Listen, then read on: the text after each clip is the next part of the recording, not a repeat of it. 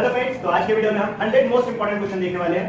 ये important question police भर्ती, तलाठी भर्ती, आरोग्य सेवक भर्ती जैसी सभी कॉम्पिटिटिव एग्जाम में इसी टाइप के क्वेश्चन बार-बार पूछे जाते हैं। शुरू करते हैं बिना किसी टाइम वेस्ट किए। पहला क्वेश्चन है, विनेगर मध्ये खालीलपैकी कोणते आम्ल असते? ऑप्शन है एसिटिक, यायाटूब, टार्टारिक, हाइड्रोक्लोरिक। तो राइट आंसर है एसिडिक। विनेगर मध्ये एसिडिक आम्ल असते। क्वेश्चन नंबर 2 है, खालीलपैकी कोणता दिवस जागतिक रक्तदान म्हणून साजरा केला जातो? ऑप्शन है 14 जून, 7 सितंबर, 29 सितंबर, 14 नवंबर। तो इसका राइट आंसर है 14 जून। 14 जून ये जागतिक रक्तदान दिन म्हणून साजरा केला जातो। क्वेश्चन नंबर 3 है, आंबलाची चव रिकामी जागा असते? ऑप्शन है आंबट, गोड, खारट, तिखट। तो राइट आंसर है आंबट। आंबलाची चव कशी असते? आंबट असते। क्वेश्चन नंबर 4 है, पृथ्वीवर गोड्या पाण्याच्या एकूण किती टक्के साठा पिण्यासाठी उपलब्ध आहे?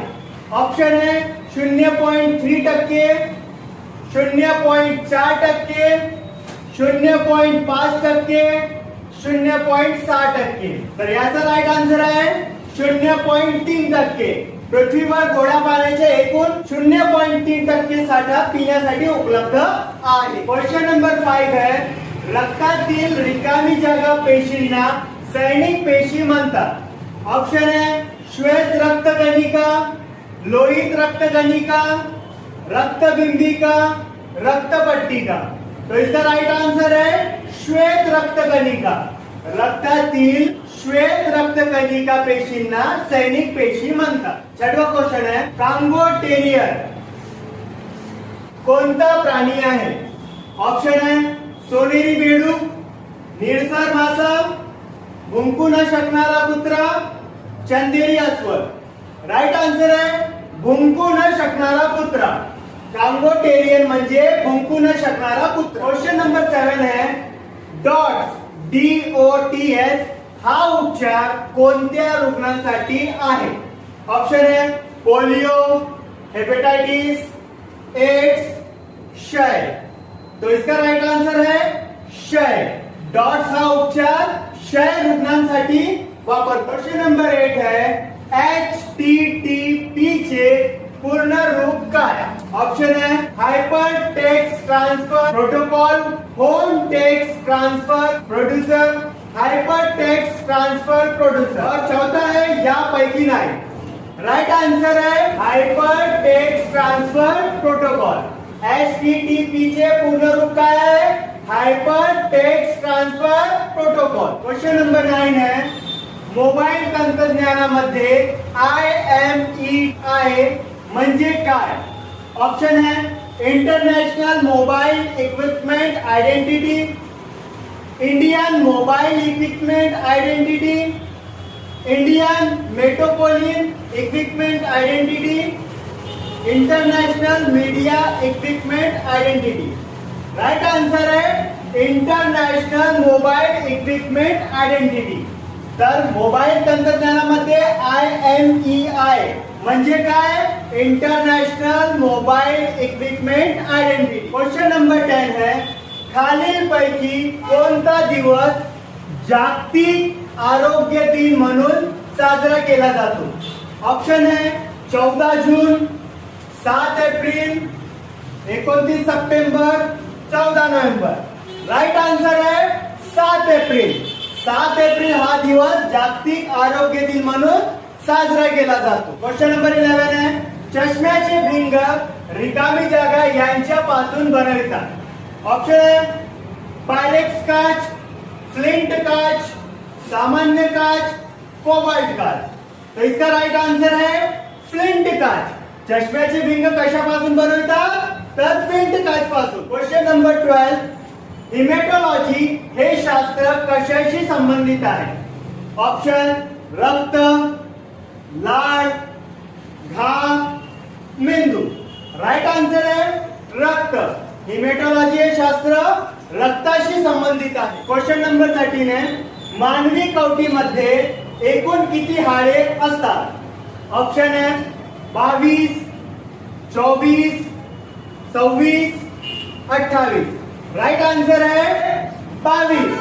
मानवी कवटीमध्ये एकूण 22 हाडे असतात. क्वेश्चन नंबर 14 आहे, वाघ्या या शब्दाचा विरुद्ध लिंगी शब्द खालीलपैकी कोणता?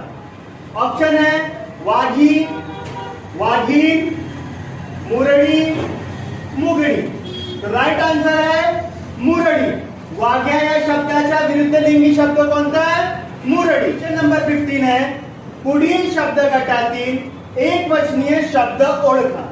ऑप्शन आहे पेढे, वेडे, खेडे, रेडे. राईट आन्सर आहे खेडे. खेडे हा एक वचनीय शब्द आहे, बाकी सर्व अनेक वचनी शब्द आहे. क्वेश्चन नंबर 16 आहे, हेळसांड करणे या वाक्प्रचाराचा योग्य अर्थ निवडा. ऑप्शन आहे दुर्लक्ष करणे, सांडासांड करणे, मत्सर करणे, द्वेष करणे. राईट आन्सर आहे दुर्लक्ष करणे. हेळसांड करणे म्हणजे दुर्लक्ष करणे. क्वेश्चन नंबर 17 आहे, पंचवटी या शब्दाचा समास कोणता? ऑप्शन आहे द्विगु समास, द्वंद्व समास, बहुव्रीही समास, तत्पुरुष समास. राईट आन्सर आहे द्विगु समास. पंचवटी या शब्दाचा कोणता समास आहे? द्विगु समास. क्वेश्चन नंबर 18 आहे, कोल्हापूर जिल्ह्यातील रिकामी जागा हे ठिकाण प्रति पंढरपूर म्हणून ओळखले जाते. ऑप्शन आहे नंदवाड, नृसिंहवाडी, शिंगणापूर, प्रयाग चिखली. राईट आन्सर आहे नंदवाड. कोल्हापूर जिल्ह्यातील नंदवाड हे ठिकाण प्रति पंढरपूर म्हणून ओळखले जाते. क्वेश्चन नंबर 19 आहे, दाजीपूर अभयारण्य खालीलपैकी कोणत्या तालुक्यात आहे? ऑप्शन आहे भूदरगड, राधानगरी, शाहूवाडी, गगनबावडा. राईट आन्सर आहे राधानगरी. दाजीपूर अभयारण्य कोठे आहे? राधानगरी तालुक्यात आहे. क्वेश्चन नंबर 20, तिल्लारी धबधबा कोणत्या तालुक्यात आहे?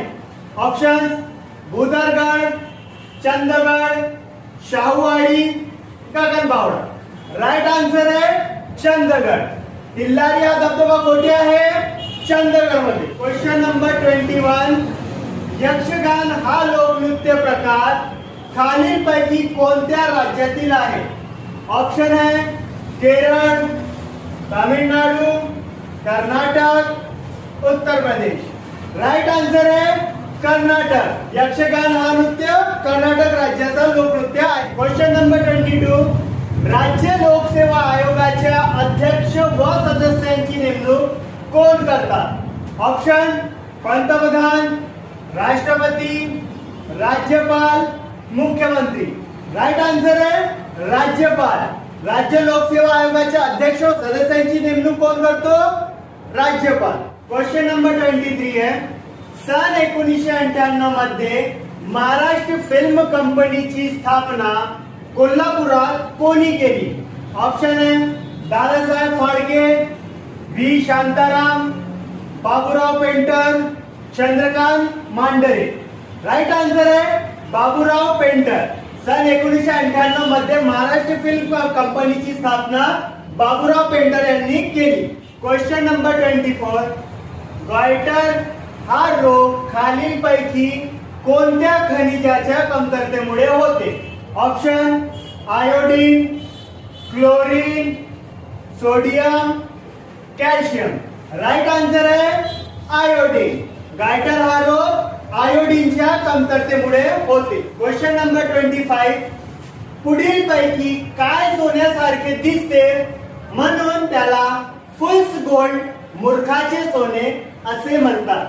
ऑप्शन आहे हेमेटाइट, मॅग्नेटाइट, सिडेराइट, पायराइट.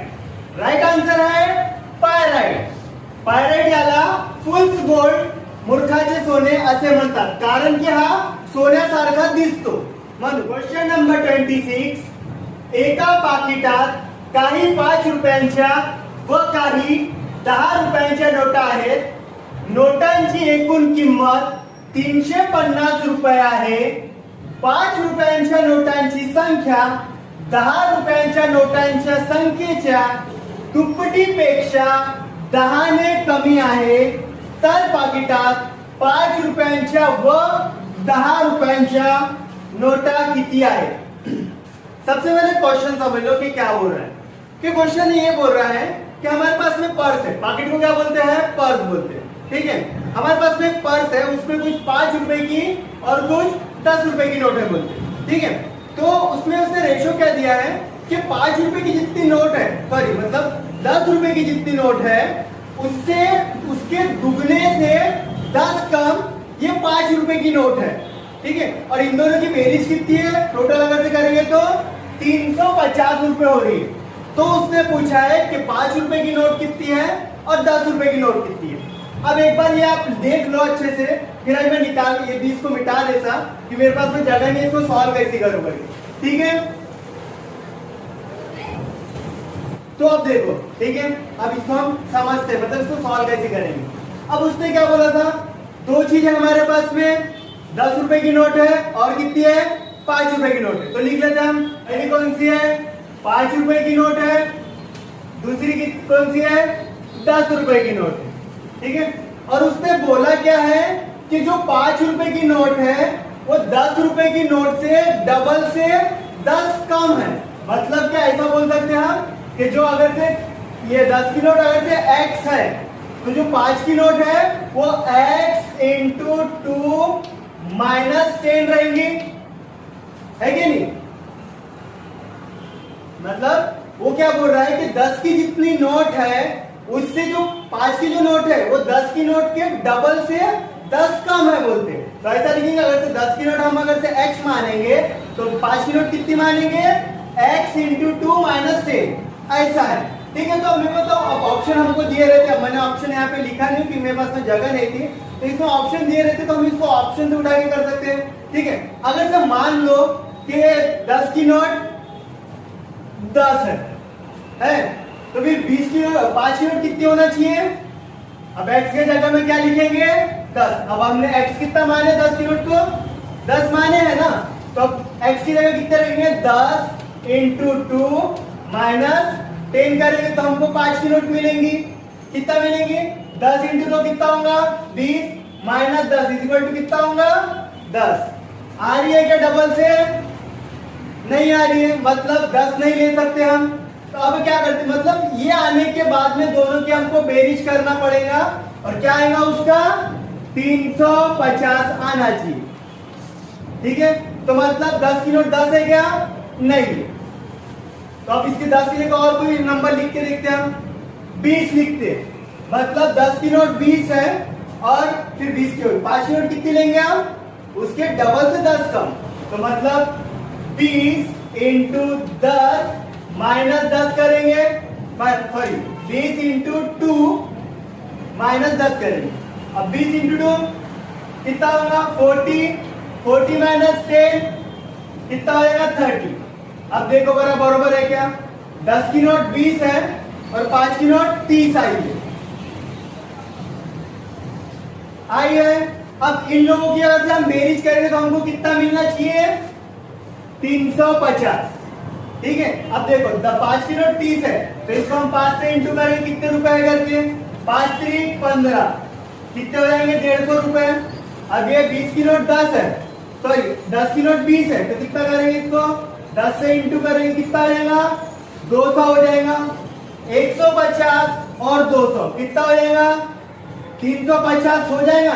कि मतलब कि 5 की नोट कितनी है?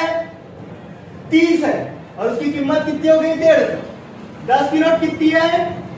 20 है और उसकी कीमत कितनी हो गई? 200.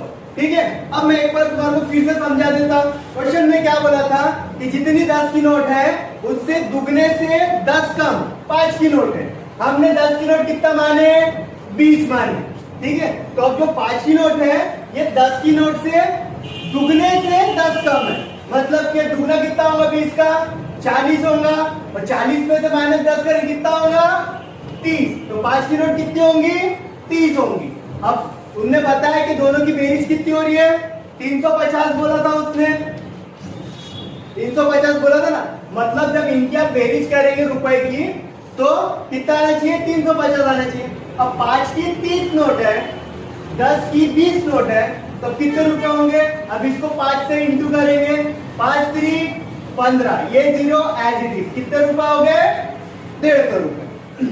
10 की नोट 20 है तो 10 से 20 को इंटू कर लेंगे, कितना होगा? 200 रुपए।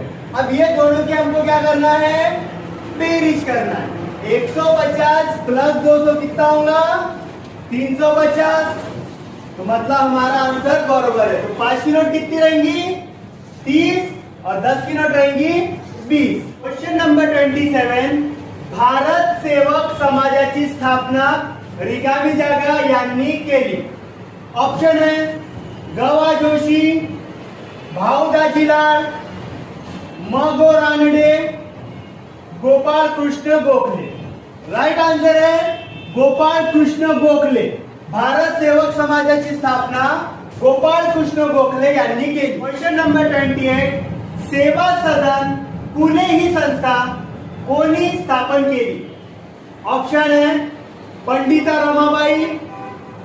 Ramabai Ranade, doctor Anandibai Joshi, doctor Ramabai Save. तो इसका राइट आंसर है रमाबाई रानडे। सेवा सदन पुणे ही संस्था कोणी स्थापन केली? Ramabai Ranade. Question number 29, Hyderabad state काँग्रेसची स्थापना रिकामी जागा यांनी केली।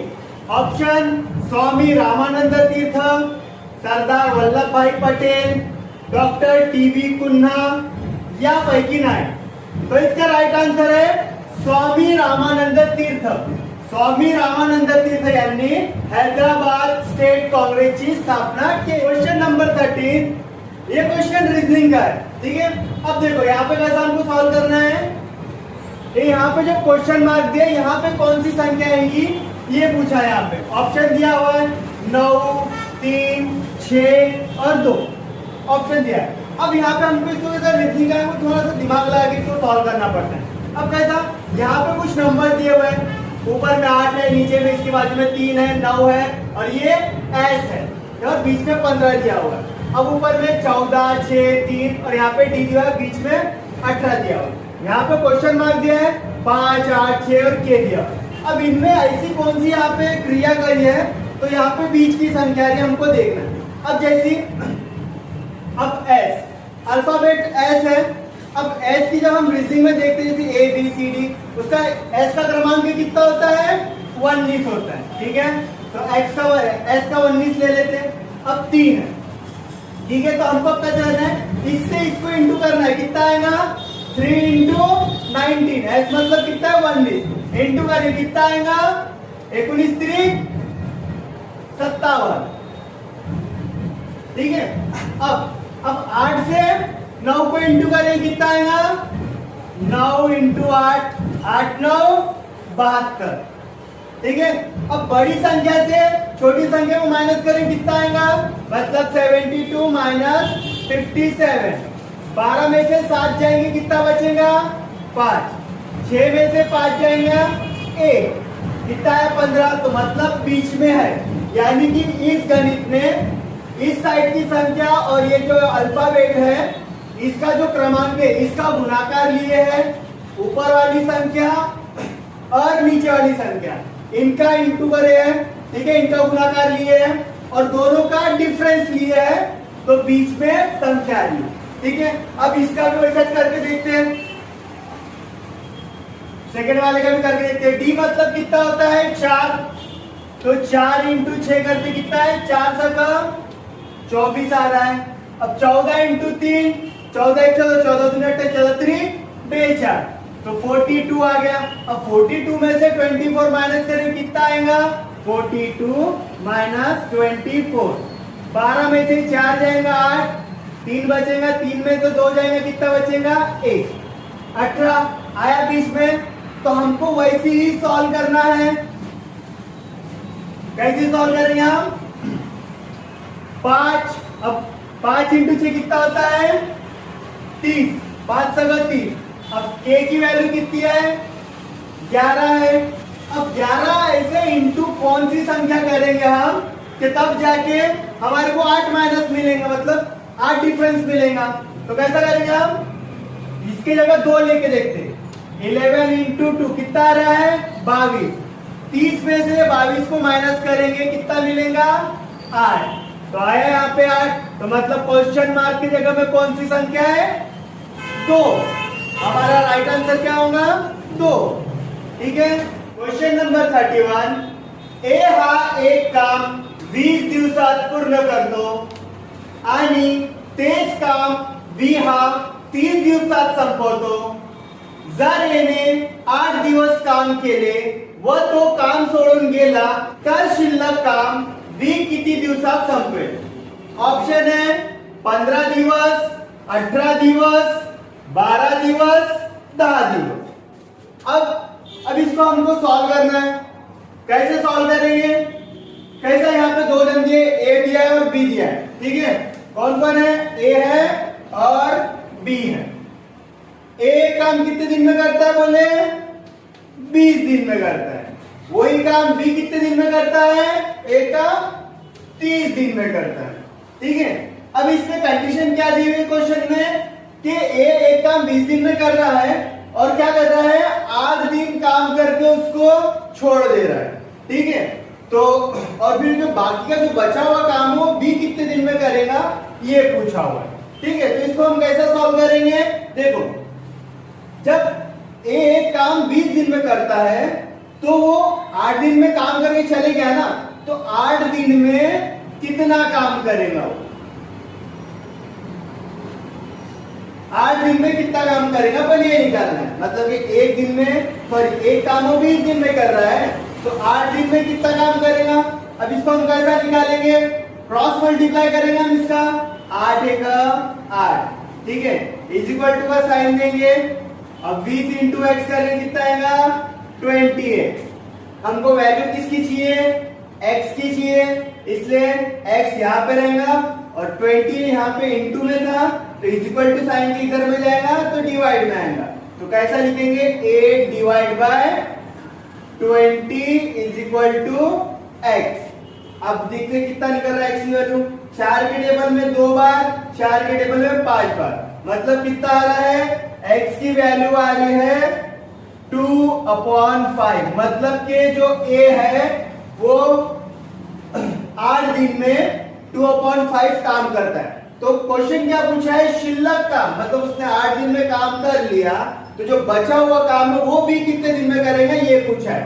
तो जब मेरे को बताओ उसने 8 दिन में 2/5 काम किया तो बचा कितना, मतलब हम ऐसा माइनस करते ना 1 माइनस 2/5 करते। तो इसको ऐसा ही नहीं है, 5 है 5 में से 2 जाएंगे 3, तो बचा हुआ काम कितना रहेगा 3 डिवाइड बाय 5। जो 3 डिवाइड बाय 5 है वो बी कितने दिन में करेगा ये पूछा है। तो देखो बी एक काम जो है 30 दिन में करता है तो वो 3 डिवाइड बाय 5 काम कितने दिन में करेगा ये निकालना है। ठीक है। तो फिर जैसा यहाँ पे करे थे हमने क्रॉस मल्टीप्लाई वैसा ही करेंगे। तो x इंटू 1 करेंगे कितना होगा x इज इक्वल टू का साइन देंगे।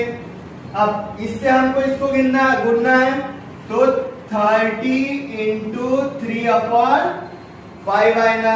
अब इसको हम कैंसलेशन करेंगे, 5 के टेबल में 6 टाइम, तो x की वैल्यू कितनी आएंगी, अब 6 इंटू 3 कितना होगा 18। मतलब कि वो जो b है वो जो बचा हुआ काम है कितने दिन में करेगा 18 दिन में करेंगे। ठीक है। अब हमने इसको एक तरीके से देखे कैसे सॉल्व करते हैं, इसको दूसरी तरीके से देखें कैसा बोल रहा है क्वेश्चन। एक बार फिर से पढ़ लेता मैं, एक काम 20 दिन में कर रहा है, वही काम बी जो है वो 30 दिन में कर रहा है। ए ने 8 दिन काम करके वो काम छोड़ के चले गया तो बचा हुआ जो काम है वो बी कितने दिन में करेगा ये पूछा है। ठीक है। तो कैसा करेंगे, जो ए वाला जो है जो पहला वाला है उसको x मानने का, मतलब x और x कितना है 20 मानने का। ठीक है। जो जितना उसने काम किया उसको y मानने का, कितने दिन काम किया 8 दिन, और जो b का है b ने कितने दिन काम किया 30 दिन, तो उसको z मान लेगा। ठीक है। कितना है 3, ये याद रखो। मतलब जो पहली वाली संख्या है उसको x मानो, जो आखिरी वाली संख्या है उसको y मानो, और जो दूसरी वाली जो है संख्या उसको z मानो। मतलब a का काम ये है, z जो ये b का काम है, और जो y जो है वो a ने ही जो किया है उतने दिन में वो है।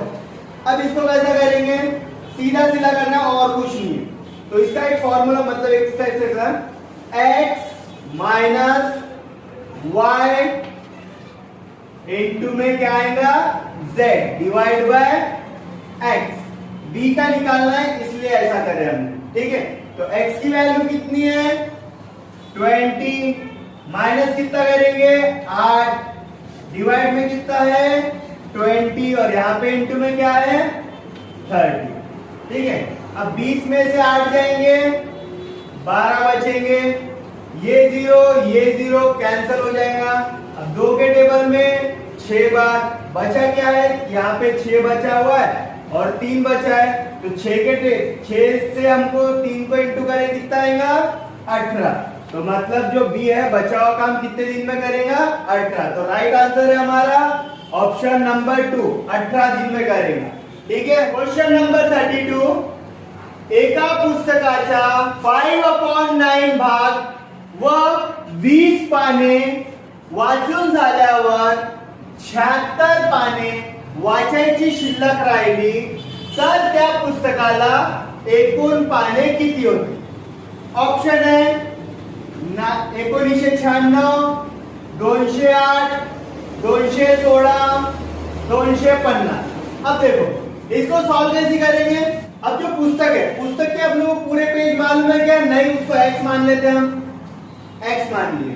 तो इसमें का क्या बोल रहा है वो कि जो किताब है, किताब को जो 5/9 जो भाग है, मतलब 5/9 भाग है वो पढ़ के हो गया है, प्लस 20 पेज पढ़ के हो गए हैं, तो भी उसके पास में कितना बचा है बोलते हैं 76 पेज उसके पास में बचे हुए। तो बोल रहा है कि किताब में कितने पेज थे। अब देखो, अब जब हम ये अपॉन में जब भी लिखते हैं तो इसका मतलब ये होता है ना कि जो अपॉन में जो छेद में जो भी संख्या है, मतलब ये पूरी एक संख्या रहती है। अब उसमें से कितना भाग हम ऊपर लेते हैं वो अंश में लिखते हैं, है क्या नहीं। मतलब जो x की जो वैल्यू है वो 9 से डिनोट करेंगे हम। अब इसमें से 9 में से हमने 5 भाग पढ़ लिए, 5 भाग पढ़ लिए और फिर बचा हुआ कितना है, ये सब बचा हुआ है, ठीक है। मतलब उसने 5 भाग पढ़ लिया, 9 में से 5 जाएंगे कितना बचता है 4। तो जो 4 है मतलब कि ये है 20 और प्लस 76, मतलब 4 भाग कितना हो रहा है 76 प्लस 20 कितना हो रहा है 96। देखिए यहां तक ये समझा। क्या करें हमने कि वो एक किताब थी उसमें का 5/9 भाग उसने पढ़ लिया था, प्लस 20 पाने पढ़ लिया था और साथ में 76 पाने बची हुई। तो क्या करने का, जितने भी जो पेज है उनकी बेरीज कर लेने का। अब जितना उसने पढ़ा था 9 में से 5 भाग पढ़ा था ना, ठीक है। तो अब बचेगा कितना, यहाँ पे 9 में से 4 भाग बचेगा, तो 4 भाग की वैल्यू कितनी आ रही है 96। तो हमको उसने क्या पूछा है कि 9 मतलब जो पूरी जो किताब है उसकी वैल्यू चाहिए। तो हम ऐसा कर सकते हैं 4 भाग की जब वैल्यू 96 है तो 9 भाग की वैल्यू कितनी होंगी, ऐसा निकाल सकते हैं, x निकाल सकते हैं। तो इसका क्रॉस मल्टीप्लाई करेंगे, मतलब 4 का अगर से 96 हो रहा है तो 9 का कितना होगा, ऐसा क्रॉस मल्टीप्लाई करेंगे, x into 4x is equal to का साइन 9 इंटू 96, ठीक है। हमको x की वैल्यू चाहिए इसलिए x इज इक्वल टू ये लिखेंगे as it is 9 into 96 divide में क्या आएगा 4, ठीक है। अब इसको कैंसलेशन करेंगे, 4 के टेबल में 1 बार, 4 के टेबल में 2 बार, बचेगा 1 और 4 चौक 16, 24 आया। अब 9 से 24 को इंटू करेंगे तो हमारे को पूरी किताब की पेज कितने वो मिल जाएंगे, 9 चौक 36, 36 की 6 हाथ का 3, 9 दूने 18, 18 और 3 21। तो किताब में टोटल पाने कितने हैं 216। अब देखो इसको हमने कैसा करें एक बार फिर से समझ लेते। किताब थी, किताब का उसने 5/9 भाग पढ़ लिया था, प्लस 20 पेज भी पढ़ लिए थे और उसके बाद में कितने पेज बचे थे 76 पेज बचे हुए थे, ठीक है। तो उसने क्या पूछा है, तो किताब में कितने पेज होंगे, तो जितने भी जो पेज बचे हुए हैं ना उनको ऐड कर लो। कितना था वहां पे 96 हो रहा था, ठीक है, उनको ऐड कर लेंगे। ऐड कर लेंगे। उसने कितना, जो किताब में से कितना भाग पढ़ लिया था, 5/9। जो अपॉन में रहता है मतलब जो छेद में रहता है वो पूरी संख्या ली हुई रहती है, म्हणजे एका वस्तूचे केलेले समान भाग। ठीक है, तो 9 जो है वो उस किताब का पूरे भाग किए थे 9 भाग। अब उसमें भाग में से कितना लिए, मतलब 5 भाग लिए थे, मतलब कि उसने 9 में से 5 भाग पढ़ लिया था, मतलब फिर बचेगा कितना, 4 भाग बचेगा। तो पेज कितने बचे हैं, 96 बचे हैं, तो 4 भाग मतलब के 96 हो रहा है। तो 9 भाग की वैल्यू पूछा है, तो क्रॉस मल्टीप्लाई करेंगे। 4 भाग की जब 96 हो रही है तो 9 भाग की कितनी होंगी, क्रॉस मल्टीप्लाई करने के बाद में हमारा आंसर आ रहा है ये 216। ठीक है, क्वेश्चन नंबर 33, खाली दिलेल्या संख्यामधील विसंगत संख्यांची जोडी ओळखा। ठीक है, अब ये रीजनिंग का क्वेश्चन है। अब रीजनिंग का क्वेश्चन हमको लॉजिक लगा के सॉल्व करना पड़ता। अब यहाँ पे हमको ऐसा कौन सा लॉजिक लगाएंगे जब यहाँ पे हम विसंगत शब्द लेंगे। अब यहाँ पे आंसर जो रहेगा इसका फर्स्ट वाला रहेगा। ठीक है, आंसर अब देखो कैसे हमने डिसाइड करें कि आंसर फर्स्ट रहेगा, जो मतलब विजोड़ रहेगा। ठीक है, अब विसंगत कैसे रहेगा, अब कैसे देखेंगे हम। अब देखो, अब यहाँ पे देखो ये पहला वाला जो 4 है, ये जो अंक है यहाँ पे क्या है, दूसरे में है। ठीक है, अब देखो इसका भी जो पहला वाला जो है वो दूसरे में है, इसका भी पहला वाला जो अंक है वो दूसरे में आया है, बट इसका पहला वाला दूसरे में आया क्या, नहीं आया। ठीक है, पूरा समझ लेते। अब ये दूसरा वाला यहाँ पे चौथे में आया है, यहाँ पे भी जो दूसरे में अंक है ये चौथे में आया है, यहाँ पे भी जो दूसरे में ये चौथे में आया, पर यहाँ पे जो दूसरा है वो चौथे में यहाँ पे आया, बट पहला नहीं आया था। ठीक है, इसलिए अब ये देखो यहाँ पे जो तीसरा वाला है पहले में आया, यहाँ पे भी जो तीसरे में है यहाँ पे पहले में आया, यहाँ पे जो तीसरे में पहले में आया, यहाँ पे तीसरे में जो है वो पहले में आया क्या, नहीं, इसलिए गलत कौन सा है, पहला, मतलब ये क्या है, विसंगत है। ठीक है, राइट आंसर है नंबर 1। क्वेश्चन नंबर 34, ध्वनी प्रदूषण मोजण्याचे एकक कोणते।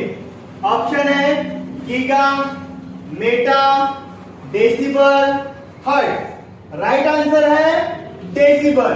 ध्वनी प्रदूषण मोजण्याचे एकक कोणते आहे, डेसिबल। क्वेश्चन नंबर 35 है, ब्राह्मी लिपीचे वाचन सर्वप्रथम कोणी केले। ऑप्शन है William Jones, James Prinsep, John Marshall, Charles Mackie. Right answer है जेम्स प्रिन्सेप। ब्राह्मी लिपीचे वाचन सर्वप्रथम जेम्स प्रिन्सेप यांनी केले। क्वेश्चन नंबर 36, भारतातील आशियाई चित्ता ही प्रजाती कोणत्या साली लुप्त झाली असे घोषित करण्यात आले। ऑप्शन है 1952, 1960, 1974, 1992। राइट आंसर है 1952। 1952 साली भारतातील आशियाई चित्ता ही प्रजाती लुप्त झाली अशी घोषणा करण्यात आली होती। क्वेश्चन नंबर 37, खालील आकृतीत त्रिकोणाची जास्तीत जास्त संख्या किती। ये वाली आकृति है, अब इसके अंदर में कितने त्रिकोण है वो हमको देखना है। ठीक है, ऑप्शन है 9, 12, 15, 16। तो इसका राइट आंसर है 16। अब कैसे, अब हमको इसको देखना पड़ेगा। ठीक है, गिनना है अपने को इसके अंदर के त्रिकोण। कैसे गिनेंगे त्रिकोण, अब देखो सबसे पहले एक, मतलब सिर्फ एक ही त्रिकोण वाले कितने हैं यहाँ पे देखो, 1, 2, 3, 4, 5, 6। तो हम 6 लिख देंगे, प्लस करेंगे। फिर उसके बाद में देखो एक बड़ा वाला भी है, एक बड़ा, ये भी इसके अंदर में है ना, एक बड़ा वाला भी, इसलिए प्लस 1 करेंगे, कितने हो जाएंगे 7। मतलब त्रिकोण सिर्फ सिंगल त्रिकोण वाले कितने हो गए 7। अब डबल त्रिकोण वाले त्रिकोण देखेंगे, मतलब जिसके अंदर में 2 त्रिकोण है, ऐसे त्रिकोण कौन कौन से, मतलब 2 और 3 का एक बनेगा, है कि नहीं, मतलब 2 और 3 का एक त्रिकोण बनेगा, 4 और 5 का एक त्रिकोण बनेगा, फिर 6 और 1 का एक त्रिकोण बनेगा। तो कितने त्रिकोण बन रहे हैं, 1, 2, 3, प्लस इसमें 3 करेंगे। हाँ, उसके बाद में देखते 3 त्रिकोण वाले कितने त्रिकोण बन रहे, तो ये 2, 3, 4। चलो यहां से 1 से लेते, 1, 2, 3, इनका एक त्रिकोण बनेगा, 3 त्रिकोण वाले, 1, 2, 3, इनका एक बना। फिर 2 3 4 का एक बनेगा, फिर 3 4 5 का एक बनेगा, 3 4 5 का एक बनेगा, फिर 4 5 6 का एक बनेगा, फिर उसके बाद में 5 6 1 का बनेगा, फिर उसके बाद में 6 1 2 का बनेगा है। उसके बाद में फिर 1 2 3 का बनेगा। कितने बन गए यहाँ पे? 1 2 3 4 5 6। सॉरी, ये 1 2 3 वाला तो पहले ले लिए थे, इसलिए इसको हटा दो। ठीक है, कितने हो गए यहाँ पे? 6 हो गए। तो प्लस 6 करेंगे, कितना हो जाएगा? इसकी टोटल करेंगे 7 और 3 10, 10 और 6 16। ठीक है, अब हमने कैसे निकाले देखते हैं। सिंगल जो त्रिकोण थे वो कितने थे? 7 थे। 1 2 3 4 5 6 और एक बड़ा वाला कितना आ गया? 7 आ गया। फिर दो त्रिकोण वाले त्रिकोण कितने थे?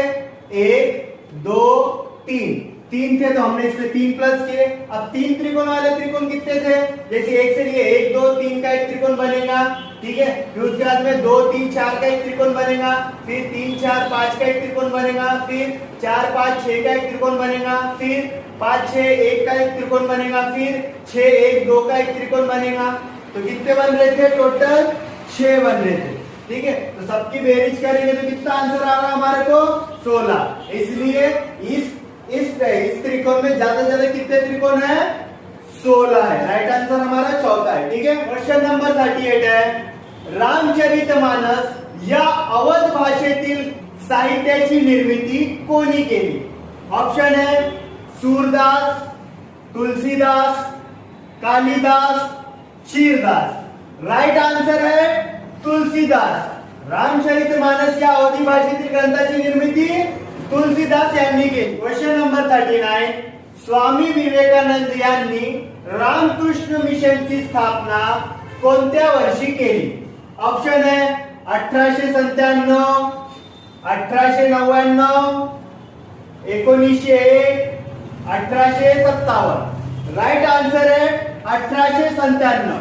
स्वामी विवेकानंद जी यांनी रामकृष्ण मिशनची स्थापना 1897 मध्ये केली। क्वेश्चन नंबर 40, हरिप्रसाद चौरसिया हे कोणत्या वादन प्रकाराशी संबंधित आहे? ऑप्शन है शहनाई, बासरी, संतूर, सितार। राइट आंसर है बासरी। हरिप्रसाद चौरसिया ये बासरी से संबंधित है। क्वेश्चन नंबर 41, 6 पुरुष किंवा 8 मुले एक काम 24 दिवसात पूर्ण करतात, तर तेच काम 7 पुरुष आणि 12 मुले एकत्रितपणे किती दिवसात पूर्ण करेल? ऑप्शन है 12 दिवस, 9 दिवस, 10 दिवस, 16 दिवस। तो इसका राइट आंसर है 9 दिवस। अब इसको कैसा सॉल्व करेंगे हम? देखो, अब मैं बताऊं पहले कितने? 6 पुरुष 8 मुले कितने दिन में कर रहे? 24 दिन में कर। तो एज इट इज लिख देते, 6 पुरुष इंटू का साइन के साथ में। ठीक है, 8 मुले इंटू 24, ऐसा एज इट इज लिख दो। ठीक है, अब उसका दूसरा क्या दिया है? 7 पुरुष और 12 मुले, उनका काम निकालना है। मतलब 7 पुरुष 12 मुले, और उनका जो काम है वो नहीं मालूम। ठीक है, ऐसा एक्स लिख देने का। ठीक है, अब इसको सॉल्व कर देंगे। ये जो ऊपर में जितना है इनको एज इट इज लिखो, 6 into 8 into 24 as it is लिखना। डिवाइड में क्या करना? ये जो है मतलब ये दोनों और ये दोनों, इनको क्रॉस मल्टीप्लाई करो। मतलब 7 से 8 को इंटू करो और 12 से 6 को। 12 का कम 72 और इसका 7 8 56। देखो क्या करे हमने, जो ऊपर वाला था उसको एज इट इज लिखे, जो नीचे में ये जो थे पुरुष और मुले, तो इन दोनों को क्रॉस मल्टीप्लाई किए। अब इनका जो क्रॉस मल्टीप्लाई को प्लस करेंगे। अब इनकी बेरीज कितनी होगी? 6 और 2 8, 5 और 7 12, 128 आ गई। ठीक है, अब ये 128 से हमको इसको कैंसलेशन करेंगे और हमको आंसर मिल जाएगा। ठीक है, अब देखो 4 के टेबल में जाता है 4 3 12, 4 दूने 8। अब ऊपर में 4 के टेबल में 2 बार। अब ये देखो 4 के टेबल में फिर से 4 के टेबल में 6 बार और 4 के टेबल में 8 बार। अब 2 के टेबल में 1 बार और 2 के टेबल में 4 बार, फिर ये 2 के टेबल में 3 बार और ये 2 के टेबल में 2 बार, कैंसिल हो रहा। अब ये 2 के टेबल में 1 बार और 2 के टेबल में 3 बार, बचा क्या ऊपर में, ओनली 3 और ये 3, इन दोनों का इंटू कितना होगा, 3 इंटू 3 9। मतलब के जो 7 पुरुष और 12 मुले एकत्रितपणे ते काम किती दिवसात करणार, 9 दिवसात करणार। ठीक है, अगर से आपको एक काटाकाटी कैसे करे हैं, मतलब जो कैंसिलेशन कैसे करें, अगर से नहीं आपको समझ में आ रहा तो मेरे को कमेंट करके बताना, इसके ऊपर मैं सेपरेट एक शॉर्ट ट्रिक वाला वीडियो बना दूंगा आपको। ठीक है, question number 42, 100 is to 29, 96 is to question mark. ठीक है, अब इसका आपको मालूम है कि इस टू है और ये बीच में डबल वही साइन दिए हुए हैं, इस टू के साइन दिए। इसका मतलब क्या होता है कि ये जो इसमें जो क्रिया हुई है वही क्रिया इन दोनों में भी होगी, है कि नहीं।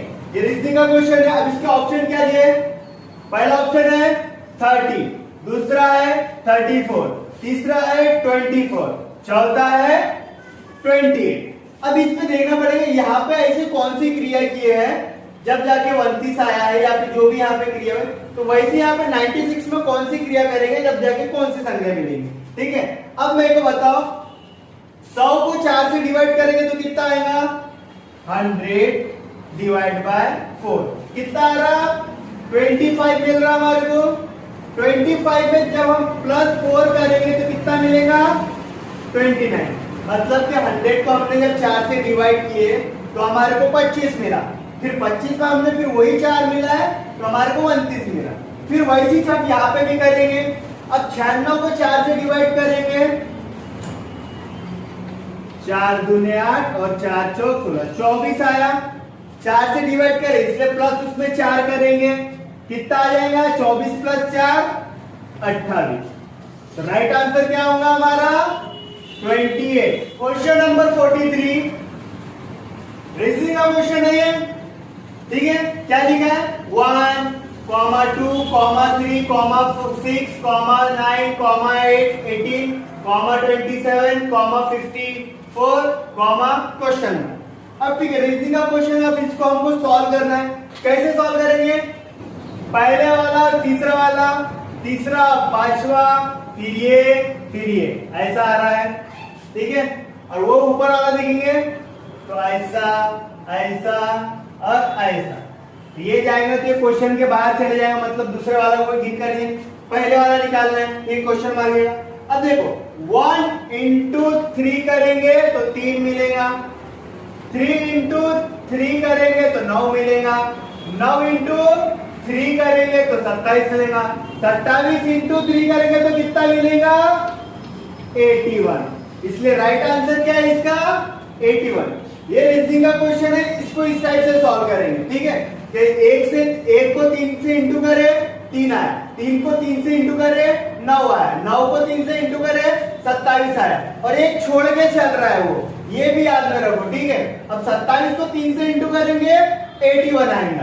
ठीक है, रीजनिंग का क्वेश्चन है, इसमें हमको इसी तरीके से लॉजिक लगाना पड़ेगा। क्वेश्चन नंबर 44, एक मनुष्य आपल्या पगाराच्या 2/5 रक्कम घर भाडे भरतो, तसेच पगाराच्या 3/8 रक्कम किराणा मालावर खर्च करतो व पगाराच्या 1/5 रक्कम इतर बाबींवर खर्च करतो। यानंतर त्याच्याकडे 1000 रुपये शिल्लक उरतात, तर तो मनुष्य किती घरभाडे भरतो। ठीक है, ऑप्शन है 15,000 रुपये, 18,000 रुपये, 16,000 रुपये, 10,000 रुपये। अब हमको इसको सॉल्व करना है। कैसे सॉल्व करेंगे, सबसे पहले उस इंसान के हमारे को पगार निकालना पड़ेगा, कितना पगार है करके।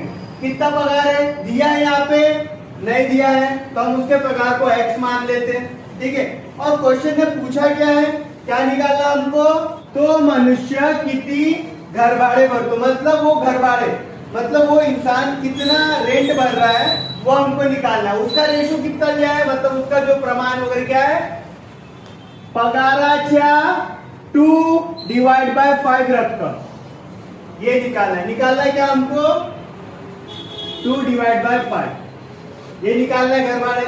ठीक है, तब कैसे करेंगे हम? सबसे पहले हमारे को क्या करना पड़ेगा, उसका पगार कितना है वो निकालना पड़ेगा। अब हमारे पास में रेशो दिए हुए हैं, कौन कौन से रेशो है? 2:5, 3:8 और 1:5। यह हमारे पास में रेशो दिए हुए हैं। अब ये पूरा रेशो का एक काम करते हैं, हम क्या करते हैं, एलसीएम निकाल लेते हैं। हम सबसे पहले अभी क्या निकाल रहे हैं, उस इंसान का पगार कितना था वो निकाल रहे हैं। ठीक है, सबका एलसीएम निकाल लेते हैं। कितना आएगा एलसीएम मालूम है ना कैसे निकालते हैं? 585। अब इनका एलसीएम निकालना है। 5 के टेबल में एक बार 8 और ये 5 के टेबल में एक बार, नीचे में एक ही बचा, 8 ही बचे, इसलिए 8×5 = 40। इनका एलसीएम निकल रहा है 40। अगर से आपको एलसीएम के ऊपर कैसा निकालते हैं एलसीएम, ये अगर से आपको देखना है तो कमेंट करके बता देना, मैं इसके लिए एलसीएम के ऊपर में एक नया शॉर्ट वीडियो बना दूंगा। ठीक है, तो इनका एलसीएम आ रहा है 40। ठीक है, तो 40 मतलब सब पे कॉमन रहेगा तो एलसीएम भी कॉमन रहेगा। ठीक है, तो अब कैसा करेंगे, जब एलसीएम इसका 40 लाने के लिए क्या करना पड़ रहा है हमारे को, 8 से इंटू करना पड़ेगा। 8×5 तो ऊपर में भी हम क्या करेंगे, 8 से इंटू करेंगे। नीचे में क्या करना पड़ रहा है, 5 से इंटू करना पड़ रहा है, तो ऊपर में भी हम कैसे इंटू करेंगे, 5 से। इसमें हमको कितने करना पड़ रहा, 8 से, तो ऊपर में भी 8 में, तो ऊपर कितना बन रहा है, 8 दूने 16, ये 5×3 15 और ये 8×1 8। अब इनकी बेरीज करना है क्या वजाबाकी करना है? अब इनकी बेरीज करना पड़ेगा हमको, प्लस कर दो। ठीक है, क्या आ जाएगा यहाँ पे, 39 डिवाइड बाय 40 आ रहा है। अब ये जो 40 जो इसका हमने एलसीएम निकाले, ये क्या निकाल रहे हैं, इसका जो पगार है उसका जितने हमने भाग किए ये उतना है 40। अब उसमें से उसने खर्च कितना किया है, 49 भाग। ये 40 जो भाग है उसका पगार का पगार है समझ लो, उसमें से कितना खर्च किया उसने, 39। बचा कितना, 1 बचा है, तो 1% बचा हुआ उसके हाथ में, और उसके हाथ में रुपए कितने बचे हुए हैं, 1000। मतलब कि 1 मतलब एक जो भाग है उसकी वैल्यू कितनी है, 1000 है। जो एक भाग है उसकी 1000 है, तो 40 भाग की कितनी होंगी, 40 भाग की कितनी होंगी, 40 से इनको इसको इंटू करें कितना होगा, 40,000 हो जाएगा। 40 इंटू 1000 40,000, तो कितना है आंसर, 40,000 क्या है उसकी इनकम है। अब उसने घर भाड़े में कितने खर्च किया, घर भाड़े से संबंधित अपन नाम क्या था, 2 डिवाइड बाय 5। तो अब हम इनको इंटू करेंगे, 2 डिवाइड बाय 5। 5 से इसको इंटू करेंगे, 5 8 40, बचा कितना, 8,000 बचा। ठीक है, अब 2 इंटू 8 करें कितना, 16,000। तो उसका जो घर भाड़ा है मतलब के रेंट कितना है, 16,000 है। ठीक है, आपको समझा नहीं समझा, एक बार फिर से समझ लो कैसा करेंगे। सबसे पहले जितने भी अपूर्णांक दिए हैं उनको लिख लो। अब जो छेद है उनका लसावी निकालो, 40 आ रहा उनका लसावी। ठीक है, अब यहाँ पे हमको 40 लाने के लिए कैसे इंटू करना पड़ रहा, 8 से, यहाँ पे 5 से, यहाँ पे 8 से। जब नीचे हम इंटू कर रहे हैं तो ऊपर में भी करना पड़ता वही संख्या से, 8 5 8। अब 8 दूने 16। ठीक है, 5, फिर अब इनका जो इंटू है वो इंटू लिख लेंगे और उनकी बेरीज कर लेंगे, 15 8। इन सब की बेरीज करने कितना आ रहा है, 39। मतलब उनने 40 में से 39 जो भाग है वो खर्च कर दिया। मतलब क्या में, घर भाड़े में, किराना लाने में और इतर खर्च में उसने खर्च कर दिया। कितना, 39 भाग उनने खर्च कर दिया। और उसके बाद बचे कितने रुपए बोले, 1,000 रुपए बचे।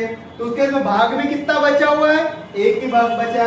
मतलब एक भाग मतलब के 1,000 रुपए हो रहा है, तो वैसे ही 40 भाग मतलब कितना रुपए हुआ। तो x की वैल्यू निकलेगी, मतलब हमारी उसकी पगार निकल जाएंगी। x इंटू 1 x रहेगा, 40 इंटू 1000 कितना होगा, 40,000। 40,000 क्या निकली, उसकी पेमेंट निकली। और उसने क्या पूछा है कि वो कितना घर भाड़ा भरता है, मतलब रेंट कितना आता है। तो रेंट का अपूर्णांक कौन सा था, 2:5। तो इंटू में 2:5 लिखेंगे।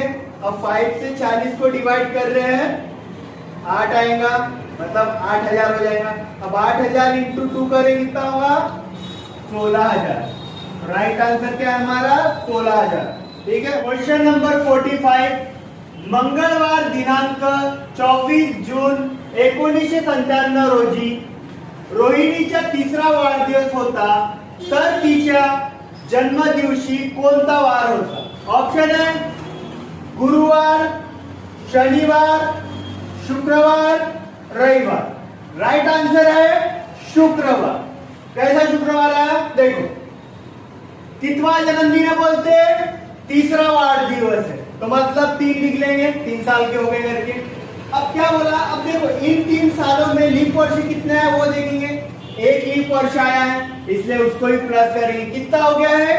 4 हो गया है। 4 हो गया तो अब हमको क्या करना पड़ेगा? 4 दिन पीछे जाना पड़ेगा। ठीक है, तो मंगलवार से 4 दिन पीछे जाएंगे। कैसा? सोमवार, रविवार, शनिवार और शुक्रवार। राइट आंसर क्या है हमारा? शुक्रवार। क्वेश्चन नंबर 46 है, खालील पैकी कोणता शब्द पोर्तुगीज भाषेतील आहे? ऑप्शन है टिकाव, पोशाक, जहाज, निशान। राइट आंसर है टिकाव। टिकाव हा शब्द पोर्तुगीज भाषेतील आहे। क्वेश्चन नंबर 47, आईने मुलीला शाळेत घातले, या वाक्यातील ला हा प्रत्यय कोणत्या विभक्तीचा आहे? ऑप्शन तृतीय, चतुर्थी, द्वितीय, सप्तमी। राइट आंसर है द्वितीय।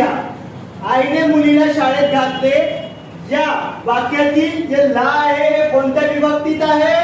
द्वितीय विभक्तीत आहे। क्वेश्चन नंबर 48, पुढील पद्य पंक्तीतील अलंकार ओळखा। नयन कमल हे उघडीत हलके, जागी हो जानकी। ऑप्शन है व्यतिरेक, अनुप्रास, अनन्वय, रूपक। राइट आंसर है रूपक। नयन कमल हे उघडीत हलके, जागी हो जानकी कोणता अलंकार आहे? रूपक अलंकार। क्वेश्चन नंबर 49, त्याची छितू झाली, अधोरेखित नामाचा प्रकार ओळखा। ऑप्शन है सामान्य नाम, अव्यय साधित नाम, विशेष नाम, धर्मीवाचक नाम। राइट आंसर है अव्यय साधित नाम। त्याची छितू झाली, छितू जो है वो क्या है? अव्यय साधित नाम है। क्वेश्चन नंबर 50, ग्राम सभा आयोजित करण्याचे कार्य खालीलपैकी कोणाचे? ऑप्शन है सरपंच, ग्राम पंचायत सचिव, police Patil, talathi. Right answer है ग्राम पंचायत सचिव। ग्राम सभा आयोजित करण्याचे कार्य कोणाचे असते? ग्राम पंचायत सचिव। क्वेश्चन नंबर 51, भावार्थ रामायण हा ग्रंथ कोणाचा? ऑप्शन है संत ज्ञानेश्वर, संत नामदेव, संत तुकाराम, संत एकनाथ। राइट आंसर है संत एकनाथ। भावार्थ रामायण ये ग्रंथ किसने लिखा है? संत एकनाथ ने। क्वेश्चन नंबर 52, भामरागड येथील नदी संगमात खालीलपैकी कोणत्या नदीचा समावेश होत नाही? ऑप्शन है पर्लकोट, प्राणहिता, पामुल गौतमी, इंद्रावती। राइट आंसर है प्राणहिता।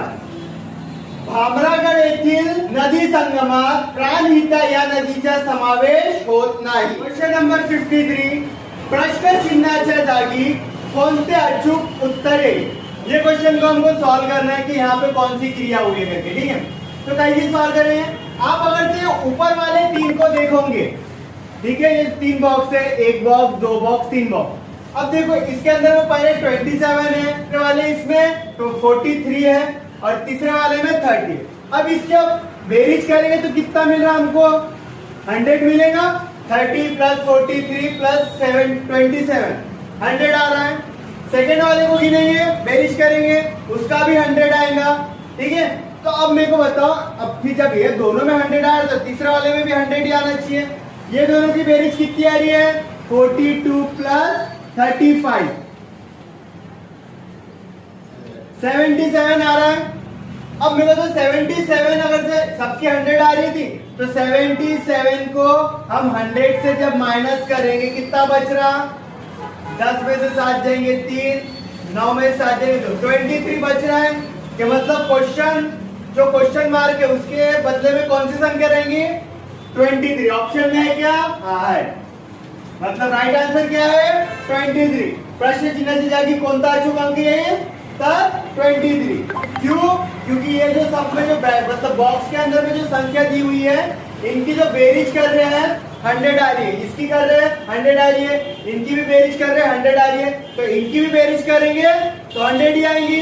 दोनों की बेरीज करें कितनी आ रही है? 77। अब 77 को 100 से माइनस करें कितना है? 23। यानी कि क्वेश्चन मार्क की जगह में कौन सी संख्या रहेंगी? 23। क्वेश्चन नंबर 54, 14वें रत्न दाखविणे या वाक्प्रचाराचा अर्थ काय?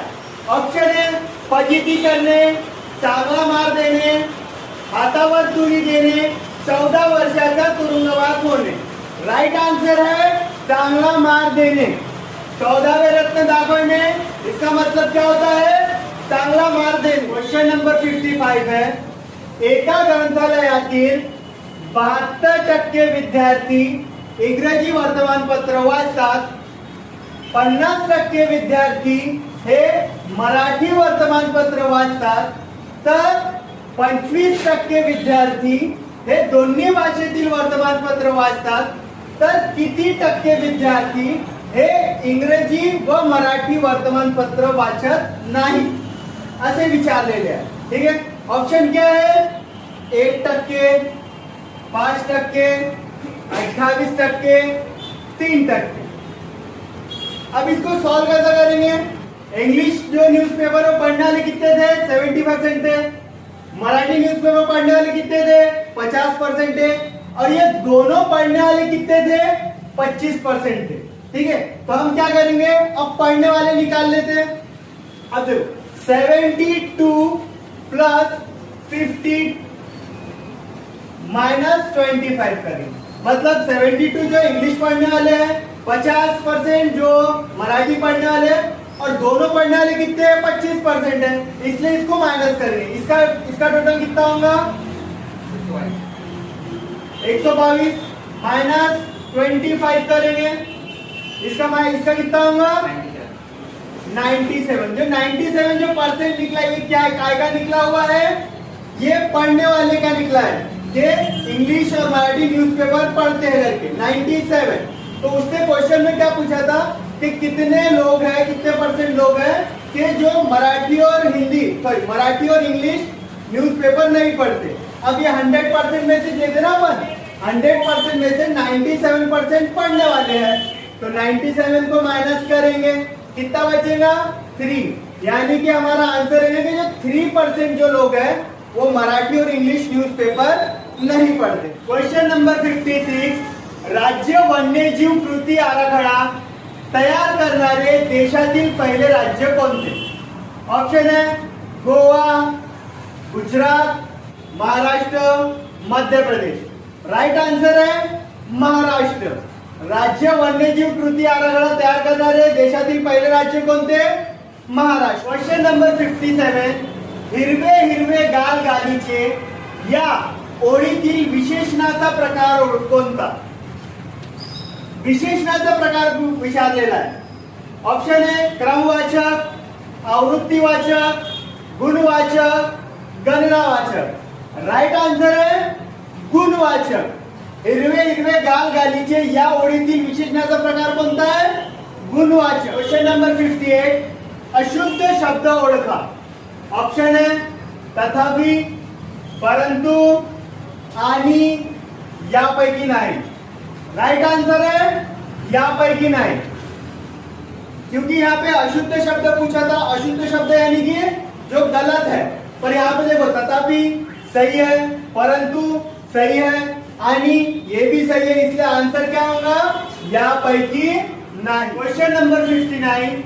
पिवळ्याला हिरवा म्हटले, हिरव्याला जांभळा म्हटले, जांभळ्याला निळा म्हटले, निळ्याला तपकिरी म्हटले, तपकिरीला पांढरा म्हटले, पांढऱ्याला काळा म्हटले, काळ्याला लाल म्हटले, तर मानवी रक्ताचा रंग कोणता? ऑप्शन आहे काळा, पांढरा, हिरवा, यापैकी नाही. राइट आंसर है यापैकी नहीं. तो इसको सॉल्व कैसे करते हैं? पिवळ्याला हिरवा म्हटले, मतलब हम इसको नहीं साइन लैंग्वेज जो बोलते नहीं क्या, जो बनाते हैं लैंग्वेज, उस टाइप से करते. मतलब पीले को हम क्या बोल रहे हैं? हरा बोल रहे हैं. और हरे को क्या बोल रहे हैं? जामड़ा बोल रहे हैं. जामड़े को क्या बोल रहे हैं? नीला बोल रहे हैं. तो वैसे सबसे पहले मेरे को बताओ, जो मानवीय रक्ताचा रंग, मतलब कि जो इंसान का जो खून है वो कौन से रंग का रहता है? लाल रंग का रहता है. लाल रंग को कौन सा नाम दिए हुए? यहाँ पे देखना पड़ेगा.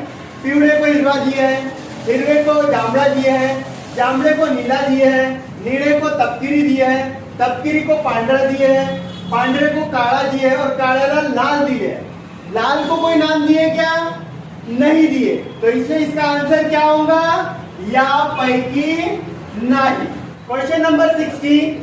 खालीलपैकी कोणत्या समितीच्या अहवालानुसार महिला विरोधातील लैंगिक अत्याचाराच्या अनुषंगाने फौजदारी कायद्यामध्ये बदल करण्यात आले? ऑप्शन आहे रामप्रसाद समिती, माजी न्यायमूर्ती JS वर्मा समिती, माजी न्यायमूर्ती मलिमत समिती, माजी न्यायमूर्ती श्रीकृष्ण समिती. राइट आंसर है माजी न्यायमूर्ती JS वर्मा समिती. माजी न्यायमूर्ती JS वर्मा समितीने महिला विरोधातील लैंगिक अत्याचाराच्या अनुषंगाने फौजदारी कायद्यामध्ये बदल केले होते. Question number 61.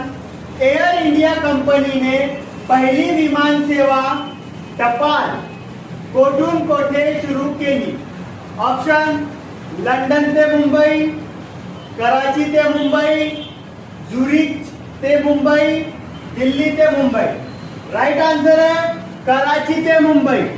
एअर इंडिया कंपनीने पहिली विमान टपाल सेवा कोठून कोठे सुरू केली? कराची ते मुंबई. Question number 62. खालीलपैकी कोणत्या पंतप्रधानाचा मृत्यू पदावर असताना झाला नाही? ऑप्शन है जवाहरलाल नेहरू, राजीव गांधी, इंदिरा गांधी, लाल बहादुर शास्त्री. राइट आंसर है राजीव गांधी. राजीव गांधी हे पंतप्रधान असताना मृत्यू पावले नाही. Question number 63. खालीलपैकी कोणता शब्द अरबी भाषेतील नाही? ऑप्शन है साहेब, कायदा, वकील, शिपाई. राइट आंसर है शिपाई. शिपाई हा शब्द अरबी भाषेतील नाही, पण साहेब, कायदा, वकील हे कोणत्या भाषेतील शब्द आहे? अरबी भाषेतील शब्द आहे. शिपाई हा शब्द अरबी भाषेतील नाही, म्हणून राइट आंसर काय आहे? शिपाई. Question number 64. पॅन्डोरा पेपर्स कशाशी संबंधित आहे? ऑप्शन चीन, कर चुकवेगिरी, परीक्षा, जादू. राइट आंसर है कर चुकवेगिरी. पॅन्डोरा पेपर कशाशी संबंधित आहे? कर चुकवेगिरी. Question number 65. रामाने नलाकडून सेतू बांधविला या वाक्यातील क्रियापदाचा प्रकार ओळखायचा आहे. ऑप्शन है शक्य क्रियापद, भावकर्तृक क्रियापद, सिद्ध क्रियापद, प्रयोजक क्रियापद. राइट आंसर है प्रयोजक क्रियापद. रामाने नलाकडून सेतू बांधून घेतला, क्रियापदाचा कोणता प्रकार आहे? प्रयोजक क्रियापद. Question number 66. ब्लू ओरिजिन या यात्रा कंपनीचे संस्थापक कोण आहे? ऑप्शन है JRD Tata, Ratan Tata, Elon Musk, Jeff Bezos. Right answer है जेफ बेजॉस. जेफ बेजॉस हे ब्लू ओरिजिन या यात्रा कंपनीचे संस्थापक आहे. Question number 67. एक पोलीस चोराला पकडण्यासाठी त्याच्या पाठीमागे पळत आहे. चोर 10 पावले पळाला की पोलीस 8 पावले पळतो, मात्र पोलिसाच्या 5 पावलाचे अंतर चोराच्या 7 पावला अंतराबरोबर आहे, तर पोलीस व चोर यांच्या पळण्याच्या वेगाचा प्रमाण किती? इसका ऑप्शन है 25:18, 25:26, 28:25 और 56:25। इसका राइट आंसर है 28:25। तो कैसे सॉल्व करेंगे हम? उसने किसका प्रमाण पूछा है? पुलिस और चोर का पूछा है, ठीक है। अब पहले इनका जो पावले का मतलब कितने कदम वो चल रहा है और कितने कदम पुलिस चल रहा है वो देखिए। पुलिस जो है वो 8 कदम चल रहा है, चोर कितना है 10 कदम, ठीक है। एक रेशो हो गया। और दूसरा रेशो क्या दिया उसने कि पोलिसाचे 5 पावले हे चोराच्या 7 पावले एवढे आहे, ठीक है। अब देखो इन दोनों में कैंसलेशन होता है, मतलब जब इश्टू में है तो दोनों संख्या में डिवाइड जा रहा है तो इसको डिवाइड करेंगे, 2 से इसको डिवाइड करेंगे कितना आएगा 4, 2 से इसको डिवाइड करेंगे 5, तो रेशो नया क्या बन रहा है 4:5। और इसको एज इट इज नीचे लिखेंगे 5:7, ठीक है। अब क्रॉस मल्टीप्लाई करेंगे, 7 से 4 को इंटू करेंगे, 7 चौक 28, H2 का साइन एज इट इज देंगे, 5 5 25। ये आ गया हमारा आंसर। मतलब पुलिस और चोर का रेशो क्या था 28:20। क्वेश्चन नंबर 68, 5 गाई व 4 म्हशी यांच्या किंमत सारखी आहे, तर 3 गाई व 5 म्हशींची किंमत एकूण 18,500 रुपये आहे, तर प्रत्येक गायींची किंमत किती? किसकी किंमत निकालना है? गाय की। तो ऑप्शन है 4,000, 1,000, 2,000, 2,500, ठीक है। अब इसको सॉल्व कैसे करेंगे? देखो अब क्या दिया है रेशियो, गाय और म्हशी दिया, तो लिख लेंगे गाय और म्हशी। अब 5 गाय और 4 म्हशी की कीमत क्या है? समान है, तो लिख लेते हैं 5 गाय 4 म्हशी समान है करके, ठीक है। अब उसके बाद में क्या दिया है 3 गाय वो 5 मशीन की कीमत कितनी है 18,500, तो 3 गाय और 5 मशीन की कीमत कितनी है 18,000 रुपए, ठीक है। तो क्या करना है एक के नीचे एक लिख लिए। अब कितनी कीमत दिया है बोलते हैं 18,500, तो 18,500 लिख लेने का। डिवाइड में इनका क्रॉस मल्टीप्लाई करके प्लस करने का, जैसा 5 5 25 प्लस 4 3 12, 12 और 25 कितना होगा 37, ठीक है। तो डिवाइड में 37 और इनटू करना है हमारे को कि देखो अगर से गाय की पूछा है तो म्हशी की संख्या से इनटू करने का, अगर से म्हशी की पूछा रहा रहता तो हम गाय की संख्या से इनटू कर रहे थे। अब यहाँ पे उसने क्या पूछा है गाय की कीमत ना, तो इसलिए म्हशी का अंक लेंगे। म्हशी का अंक कितना है 4, ये शॉर्ट ट्रिक है, ठीक है। अब 37 से 185 कितने बार में जाता है 5 बार, मतलब कितना बचेगा 500 बचेगा। 500 इंटू 4 कितना होगा 2,000, मतलब एका गायची किंमत किती आहे 2,000। Right answer 2,000। क्वेश्चन नंबर 69 है गोडवा या शब्दाचा प्रकार सांगा। ऑप्शन है विशेषण, नाम, सर्वनाम, भाववाचक नाम। राइट आंसर है भाववाचक नाम। गोडवा या शब्दाचा प्रकार कोणता है भाववाचक नाम। क्वेश्चन नंबर 70, सलाम या कविता संग्रहाचे कवी कोण आहे? ऑप्शन है मंगेश पाडगावकर, कुसुमाग्रज, केशवसूत, वसंत बापट। राइट आंसर है मंगेश पाडगावकर। सलाम या कविता संग्रहाचे कवी कोण आहे मंगेश पाडगावकर। क्वेश्चन नंबर 71, सुनील आणि त्याच्या आईच्या वयांची बेरीज 36 वर्ष आहे, 4 वर्षानंतर त्यांच्या वयांचे गुणोत्तर एकच 3 होईल तर सुनीलचे आजचे वय काढा. किती? ऑप्शन है 8 वर्ष, 11 वर्ष, 9 वर्ष, 7 वर्ष. अब इसको हम कैसे करेंगे? पहला सेंटेंस क्या बोला हमने? सुनील आणि त्याच्या आईच्या वयांची बेरीज 36 वर्ष है. तो कौन कौन है यहाँ पे? सुनील है और उसकी आई है. तो समझ लो फिलहाल हम अभी सुनील को x मान लेते और आई को y मान लेते. ठीक है, ये x ये y, दोनों की क्या बोला है? बेरीज बोला है. बेरीज का साइन देंगे, कितनी है? 36. ठीक है, अब दूसरा सेंटेंस पढ़ते हैं. 4 वर्षानंतर त्यांच्या वयांचे गुणोत्तर एकास 3 होईल. अब 4 साल बाद में बोला है, 4 साल बाद में बोला है तो इसमें भी 4 साल प्लस करना पड़ेगा और इसमें भी 4 साल प्लस करना पड़ेगा. तो 4 और 4 कितने हो जाएंगे? 8 साल हो जाएंगे. मतलब फिर नया वाला 4 साल के बाद में कितना हो जाएगा उसको? x plus y is equal to, अब इसमें 8 प्लस करेंगे कितना होगा? 44. 4 साल के बाद में दोनों की बेरीज कितनी हो जाएंगी? 44 हो जाएंगी. अब उसने क्या बोला है? उनका रेशो कितना बन रहा है? 1:3 बन रहा है. मतलब 1 किसका रहेगा? सुनील का रहेगा और अपना 3 किसका रहेगा? आई का रहेगा. मतलब ये बोला ना कि इसका जो है 1:3 है.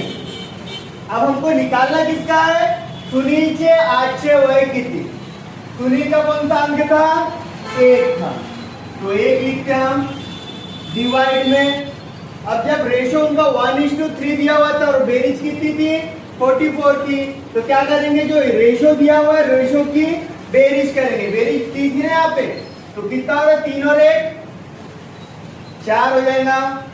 इंटू में क्या करेंगे? जो उनकी बेरीज दी हुई थी उसको इंटू में लिखेंगे 44. अब इसको कैंसिलेशन करेंगे तो सुनील की एज कितनी निकलेंगे? मतलब एक्स की वैल्यू कितनी निकलेंगी? 11 आएंगी. ठीक है, मतलब ये सुनील की जो 11 साल जो वर्ष निकलेगी कब का निकला है? 4 वर्षानंतर से निकला है. ठीक है, तो हमको 4 साल पहले की पूछा, मतलब आज की पूछ रहा है, तो इसमें से 4 क्या करेंगे? माइनस करेंगे. 11 में से 4 माइनस करेंगे, कितना बचेगा? 7. तो मतलब उसका जो एज रहेंगी आज कितनी रहेंगी? 7 वर्ष. तो राइट आंसर रहेगा चौथा. आपको अगर ये इंपॉर्टेंट क्वेश्चन अच्छा लगेगा तो वीडियो को लाइक करना, शेयर करना, और अगर से इसमें आपको कोई भी डाउट होगा तो कमेंट करके जरूर बताना. अगर आप मेरे चैनल में नए होंगे तो चैनल को सब्सक्राइब करना और साथ में बेल आइकॉन भी दबा देना कि ताकि मैं जब भी कभी भी नया कुछ चीज लाऊं तो उसका नोटिफिकेशन आपको सबसे पहले. Question number 72. 2 वेगवेगळ्या बँकातून 400 रुपये मुद्दलावर 5 वर्षे मुदतीसाठी मिळणाऱ्या सरळ व्याजातील फरक 15 रुपये आहे, तर त्या 2 बँकांच्या व्याज दरातील फरक किती? ऑप्शन है 0.5%, 0.25%, 0.75%, 7.5%. अब इसको कैसा करेंगे? क्या निकालना है हमको? व्याज दरातील फरक, म्हणजे 2 बँकातील व्याज दरातील फरक निकालना है. तो कैसा लिखने का हमारे को? सबसे पहले फरक कितना दिया हुआ है यहाँ पे? 15 रुपए. उसको एज इट इज लिख लो 15. इंटू में करने का 100. ये इसको इस टाइप के गणित को सॉल्व करने की, मतलब 2 बँकातील व्याज दरातील फरक निकालने की शॉर्ट ट्रिक है. फरक लिख लेंगे, डिवाइड इंटू 100 करेंगे, डिवाइड में मुद्दल कितनी थी? 400 रुपए. तो 400 रुपए लिखेंगे, इंटू में मुद्दत कितनी है? 5 वर्ष. तो 5 वर्ष लिखेंगे. अब इसको कैंसिलेशन करेंगे तो हमारे को आंसर मिल जाएगा. ये 2 0 कैंसिल हो जाएंगे. 5 के टेबल में 15 कितने बार जाता है? 3 बार जाता है. और जब 4 से हम 3 को डिवाइड करेंगे तो कितना आंसर आएगा? 0.75%.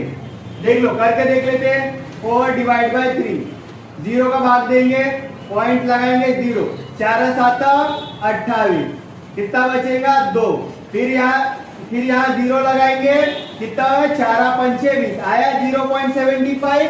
मतलब राइट आंसर कौन सा है हमारा? 3rd number. क्वेश्चन नंबर 73 है. एका गावाची लोकसंख्या 27,783 आहे. ती दर 5 वर्षांनी 5% वाढते. तर 15 वर्षापूर्वी त्या गावाची लोकसंख्या किती होती? ऑप्शन आहे 25,000, 24,000, 28,000, 21,000. अब इस क्वेश्चन को कैसे सॉल्व करेंगे? अब देखो उसने क्या बोला है कि उस गांव की लोकसंख्या कितनी है? 27,783 है और हर 5 साल में 5% बढ़ती है.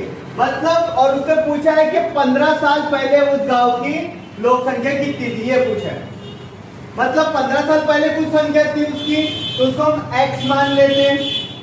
ठीक है, ये 15 साल पहले की उसकी लोकसंख्या है.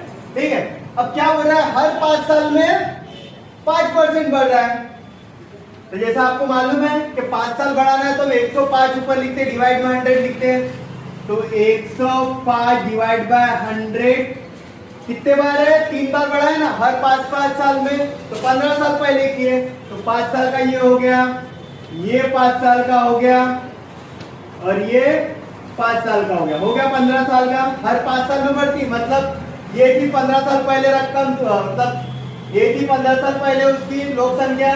फिर 5 साल में 5% बढ़ी, फिर 5 साल में 5% बढ़ी और फिर 5 साल में 5% बढ़ी. हो गया. और तब जब ये इतनी बढ़ी तो कितनी हो गई थी उसकी लोक संख्या? 27,783 हो गई थी. ठीक है, हो गई. अब हमको x की वैल्यू चाहिए, मतलब 15 साल पहले कितनी थी उसकी वैल्यू चाहिए. तो x लिखेंगे. अब हमको इसकी वैल्यू चाहिए. ये लोगों को इसको क्या करेंगे, ये जितना भी जो फॉर्मेट है इसको इज इक्वल टू साइन के उस टाइप में लिखेंगे. तो क्या करेंगे, ये एज इट इज लिखेंगे उसकी संख्या 27. अब इनटू में, अब जब ये पूरी संख्या हम इज इक्वल टू साइन के उधर साइड में लेके आएंगे तो ऊपर का नीचे, नीचे का ऊपर होता. मतलब 100 divide by 105, 100 divide by 105, 100 divide by 105 ऐसा आ जाएगा. अब इसको ओनली हमको क्या करना है, कैंसलेशन करना है. ठीक है, तो कैसा कैंसलेशन करेंगे? 5 के टेबल में 20 बार, 5 के टेबल में 21 बार, 5 के टेबल में ये भी 30 बार, ये 21 बार, ये 5 के टेबल में 20 बार, ये 21 बार. यहां तक की हो गया. अब कैसा करेंगे? अब 21 से इसको भाग जाता है. अब 21 का टेबल आता है नहीं आता वो नहीं मालूम, लेकिन 3 का आता है हमको. तो 3 के टेबल से कितने बार जाएगा? 7 बार. अब 3 से इसको भी कर लेते हैं, बस कैंसिलेशन करेंगे और हमारा आंसर आ जाएगा. ठीक है, यहाँ पे करेंगे 3 9 27, बचेगा कितना? फिर 3 दूने 6, बचेगा यहाँ पे 1 और 1 और ये 8 कितना? 18 है. 3 7 18, बचेगा 3 मतलब 1. अब फिर से इसको 3 से डिवाइड करते हैं. 3 7 21 और फिर से 3 से इसको डिवाइड करेंगे. 3 3 9, बचेगा कितना? 2 बचेगा. ठीक है, तो 0 का भाग देंगे.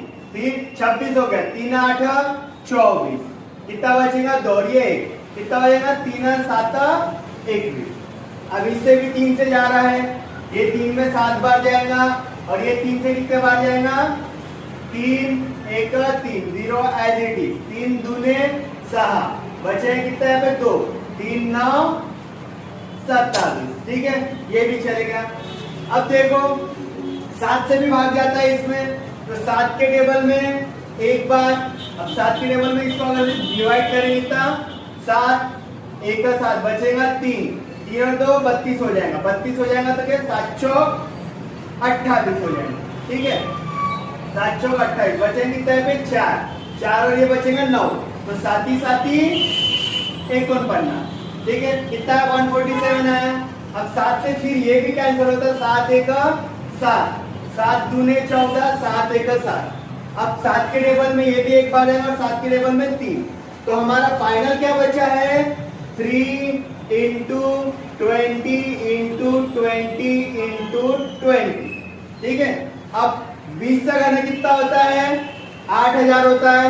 तो 8000 इंटू कितना करना है हमको? 3 करना है. 3, तो 8 3 24. तो हमारा राइट आंसर रहेगा 24,000। मतलब उस गांव की 15 साल पहले की जो लोक संख्या थी कितनी थी? 24,000 थी। तो एक बार फिर से समझ लो हमने क्या करे। सबसे पहले 15 साल उसने क्या दिया था, लोक संख्या दी थी 15 साल बाद की दी हुई, ठीक है। और वो क्या हर 5 साल में 5% से बढ़ रही थी। तो उसने 15 साल पहले का पूछा था, 15 साल पहले का पूछा था, इसलिए हमने उसको x मान लिए थे। x माने तो उसमें जब 15 साल पहले की दी हुई थी तो हर 5 साल में 5% बढ़ रही थी। तो 105 divide by 100, 105 divide by 100, 105 divide by 100 3 बार लेंगे। क्यों?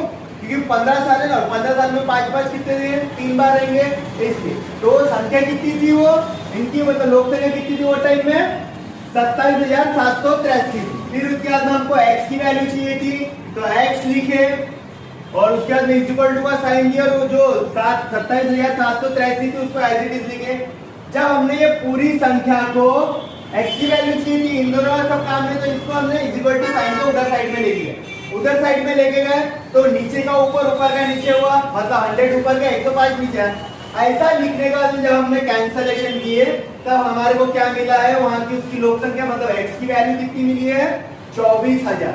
अगर से आपको क्वेश्चन नहीं समझ रहा है तो इस क्वेश्चन का नंबर देके बता देने के मेरे को ये क्वेश्चन नहीं समझाया करके कमेंट करके बता देने का, मैं इसके लिए आपने सेपरेट एक शॉर्ट ट्रिक ला दूंगा, ठीक है। क्वेश्चन नंबर 74, एका शंकूच्या तळाची त्रिज्या 3.5 मीटर आहे असून त्याची तिरकस उंची 12.5 मीटर आहे, तर त्याच्या पृष्ठफळाचे पृष्ठफळ किती चौरस मीटर असेल? ऑप्शन है 481.25, 137.5, 68.75, 132। अब इसको कैसा सॉल्व करेंगे हम? देखो शंकु दिया हुआ है, शंकुचे वक्र पृष्ठफळ निकालना है। शंकुचे वक्र पृष्ठफळ से सूत्र काय है? पाई आर एल। पाई की वैल्यू कितनी रहती है? 22/7 इंटू आर कितना है? 3.5 इंटू में एल कितना है? 12.5 है यहाँ पे। अब इसको बस हमको कैंसलेशन करना है, हमारा आंसर आ जाएगा, ठीक है। अब पैसा देखेंगे, अब 7 से जब हम इसको डिवाइड करेंगे तो 0.5 बचेगा है। अब 0.5 इंटू 12.5 को हम इंटू करेंगे तो फिलहाल पॉइंट छोड़ देते हैं, मतलब 125 डिवाइड बाय 5। 5 5 25, 2 5 दूने 10 आणि 2 12, 1 5 1 5, 5 और 1 6, 625 आएगा। इसको इससे इंटू करेंगे। अब पॉइंट हमने छोड़ देते, पॉइंट ले लेते तो कितना? 1 के बाद में और ये 1 के बाद, मतलब 2 के बाद में पॉइंट आएगा, मतलब 6.25 आएगा। अब ये 6.25 को हमको 22 से इंटू करना है, ठीक है। तो फिलहाल पॉइंट ऐसे भी छोड़ देते हैं, तो क्या 625 इंटू 22, 2 पंचे 10, 1 2 दूने 4 और 1 5, 2 पंचे 2 सका 12 आया, 0 दे देंगे। अब इससे फिर से जब इसको इंटू करेंगे तो ये आएगा 0 5 2 1। अब इसकी वेरिश कर लेंगे, कितना आएगा? 0 5 7 3 1। और पॉइंट कितने इसके बाद में था? 2 के बाद में था, इसलिए 2 के बाद में पॉइंट लगाएंगे, मतलब हमारा आंसर क्या आ रहा? 137.5। तो राइट आंसर कौन सा है? सेकंड वाला 137.5। म्हणजे शंकूचे वक्र पृष्ठफळ किती निघाले? 137.5। कैसा किए? शंकूचे वक्र पृष्ठफळचा फॉर्म्युला लिखे, कौन सा है? पाई आर एल। पाई कितना था? 22/7 इंटू आर की वैल्यू 3.5 थी और अपना ऊंची एल की वैल्यू थी 12.5। इनको सबको इंटू या मतलब इंटू करके कैंसलेशन करके जितना भी करके हमारे को कितना मिल रहा है? 137.5।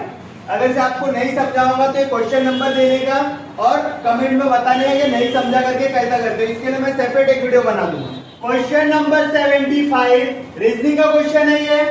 अब देखो यहाँ पे जो खाली जगह दिख रही है वहां पे कौन सा अल्फाबेट आएगा वो हमको देखना, मतलब कि जो एक जो पद तालिका है ना वो पूरी होना चाहिए, एक क्रमबद्ध होना चाहिए उसमें, ठीक है। अब देखो A B dash C B dash A dash C dash B A B. अब यहाँ पे ऐसे कौन सा क्रम मालिका दी हुई है यहाँ पे? अब ये ऑप्शन दिए हुए जैसा double C B A, C A B C, A C B C B B A. अब यहाँ पे हमको लगा के देखना है कि राइट मतलब एक जो क्रम कैसा बन सकता है ये। अब समझ लो, अब ये दूसरा वाला ऑप्शन उठा के देखते हैं हम, ठीक है। अगर तो दूसरा वाला ऑप्शन पहले खाली जगह में सी लिखेंगे, दूसरे खाली जगह में ए लिखेंगे और तीसरे खाली जगह में बी लिखेंगे, चौथे खाली जगह में सी लिखेंगे। अगर से एक लयबद्ध अगर से माला बन रही है, ठीक है, तो हमारा आंसर जो रहेगा राइट रहेगा, ठीक है। अगर से पहले इसमें हम ऐसा सी लिख रहे, दूसरे इसमें ए लिख रहे और तीसरे इसमें बी लिख रहे और चौथे इसमें अगर से सी लिख रहे, तो क्या लयबद्ध क्रम मतलब मालिका बन रही है? देखिए अब ऐसा हम 3-3 का गट करेंगे तो क्या बन रहा है 3-3 के गट में? या हम यहाँ पे 3-3 का ले सकते हैं या हम 4-4 का ले सकते हैं या 5-5 का ले, जिसमें बन रही है वो देखते, ठीक है।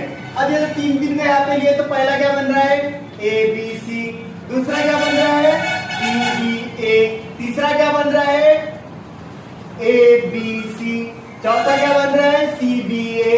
मतलब सही बन रहा है ना, मतलब एक क्रम चल रहा है, A B C C B A B C C B A, मतलब एक क्रम बन रहा है। इसलिए जो हमने जो राइट आंसर लिए जो 2 है वो स्लाइड नंबर 76 खालील संख्या मालेतील विजोड़ पद ओळखा।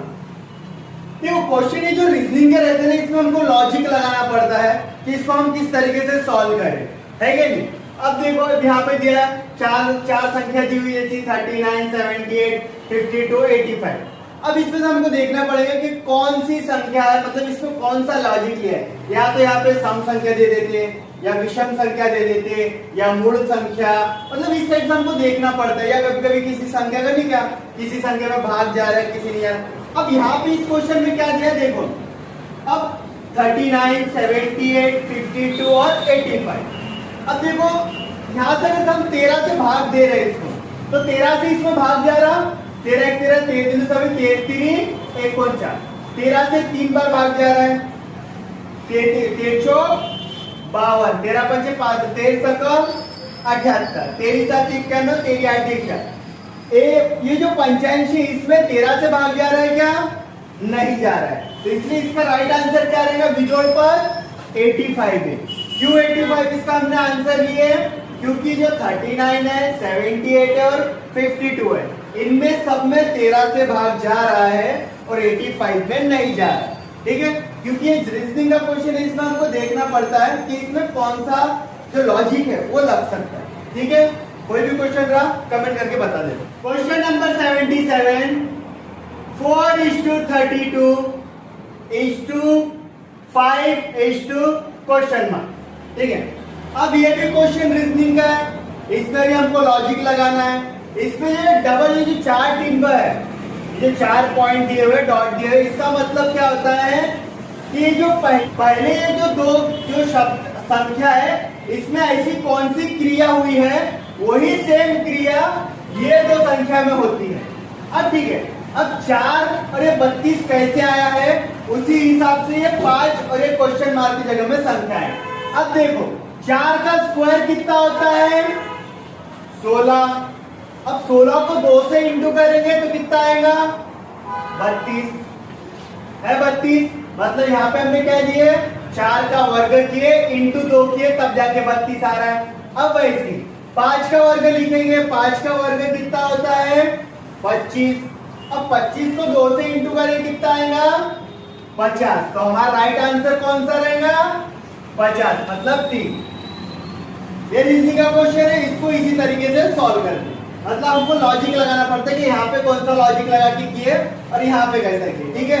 क्वेश्चन नंबर 78 है, ये भी रीजनिंग का क्वेश्चन है, यहाँ पे भी हमको लॉजिक लगाना पड़ेगा, ठीक है। अब 3 × 4 = 21, 5 × 7 = 53, 9 × 2 = क्वेश्चन मार्क। अब क्वेश्चन मार्क की जगह में क्या आएगा हमारे को देखना। ऑप्शन क्या है? 83, 82, 81, 29, ठीक है। अब कैसा देखेंगे? अब 3 × 4 कितना होता है? 3 × 12 होता है, पर यहाँ पे कितना दिया हुआ है? 21। मतलब 12 को अगर हम उल्टा कर रहे हैं तो 21 आता है। वैसे 7 × 5 35। 35 का उल्टा कितना होगा 53। वही 9 दूने 18 होगा, 18 का उल्टा करेंगे तो क्या होगा 81। तो राइट आंसर क्या होगा तीसरा 81। क्वेश्चन नंबर 79 है। क्या है question? S comma M comma T comma W comma T फिर एफ क्वेश्चन मार्क। तो क्वेश्चन मार्क की जगह में क्या आएगा ये हमको पूछा है। अब देखो, अब इसमें भी हमको लॉजिक लगाना है, कैसा लगेगा। अब देखो एस मतलब जैसे हम हफ्ते में दिन कितने होते हैं 7 होते हैं, उनके नाम कौन कौन से हैं? जैसा इंग्लिश में बोलेंगे तो Sunday, Monday, Tuesday, Wednesday, Thursday, Friday, Saturday. वैसे यहाँ पे उन्हीं के नाम दिए हुए। जैसे देखो S for Sunday, Monday, Tuesday, Wednesday, Thursday, Friday. Friday के बाद में क्या आता है फॉर सैटरडे। राइट आंसर रहेगा सेकंड नंबर। Question number 80। वासराला कोकरू म्हटले, कोकराला रेडूक म्हटले, रेडकाला शिंगरू म्हटले, शिंगरूला करडू म्हटले, करडूला पाडस म्हटले, तर घोड्याच्या पिल्ल्याला काय म्हणा? ठीक है, अब ऑप्शन दिया है शिंगरू, करडू, पाड़स, रेडको। अब मेरे को बताइए ये भी एक रीजनिंग का क्वेश्चन है। अब इसमें भी देखना पड़ेगा कि किसको क्या। अब ये लैंग्वेज मतलब जो साइन लैंग्वेज नहीं है, मतलब हम लोग बनाते हैं कोड वर्ड वाली लैंग्वेज, उस टाइप से बना है। क्या अगर हमारे को बोलना है वासरू बोलना है, ठीक है, तो उसको हमको क्या बोलना पड़ेगा कोकरू बोलना पड़ेगा। अगर जैसे समझे डस्टर है, डस्टर है, अगर मैंने इसका नाम रख दिया कि मैंने इसका नाम राजा रख दिया, ठीक है, तो मेरे को डस्टर अगर से मांगना है तो मैं क्या बोलूंगा उसको कि मेरे को राजा चाहिए करके। ठीक है, तो वैसा जहाँ पे उनके नाम चेंज किए। अब मैं बताऊं सबसे पहले घोड्याच्या पिल्ल्याला काय म्हणा। अब मैं बताऊं घोड़े के बच्चे को क्या बोलते हैं? शिंगरू बोलते हैं। घोड़े के बच्चे को क्या बोलते हैं? शिंगरू बोलते हैं। तो मेरे को बताओ यहाँ पे शिंगरू के लिए कौन सा नाम दिया हुआ है? शिंगरूला करडू म्हटले, मतलब के घोड़े के बच्चे को हम क्या बोल के बुलाएंगे? करडू। राइट आंसर क्या रहेगा? सेकेंड। ठीक है, क्योंकि शिंगरू घोड़े के बच्चे को क्या बोलते हैं? शिंगरू बोलते हैं। लेकिन यहाँ पे क्वेश्चन में शिंगरू को क्या बोले? शिंगरूला करडू म्हटले, म्हणून घोड़े के बच्चे को क्या बोलेंगे? करडू। राइट आंसर रहेगा सेकेंड। Question number 81। 1.5 किमी लांबीच्या रस्त्याच्या कडेने दुतर्फा 5 मीटर अंतरावर एक याप्रमाणे वृक्षारोपण करण्यास किती झाडे लागतील? ऑप्शन है 600, 300, 300, 600। अब देखो इसको सॉल्व कैसे करना है। क्या है 1.5 किलोमीटर लंबा एक रास्ता है, ठीक है, बना लेते रास्ता हम।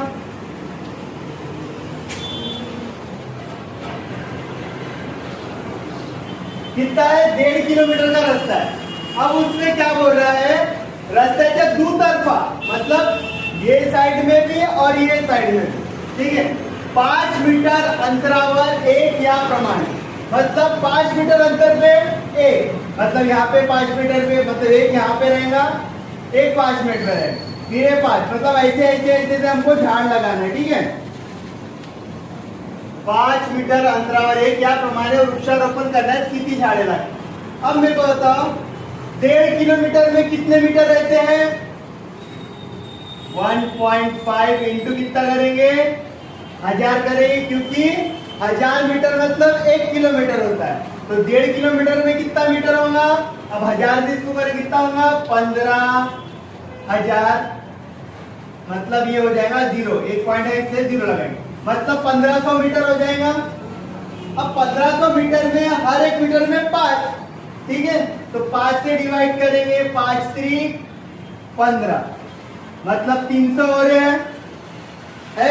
मतलब यहां से अगर से शुरू कर रहे हैं तो 1.5 किलोमीटर तक की जाएंगे तो 300 झाड़ लगेंगे, प्लस 1 करना पड़ेगा हमको। क्यों 1 करेंगे?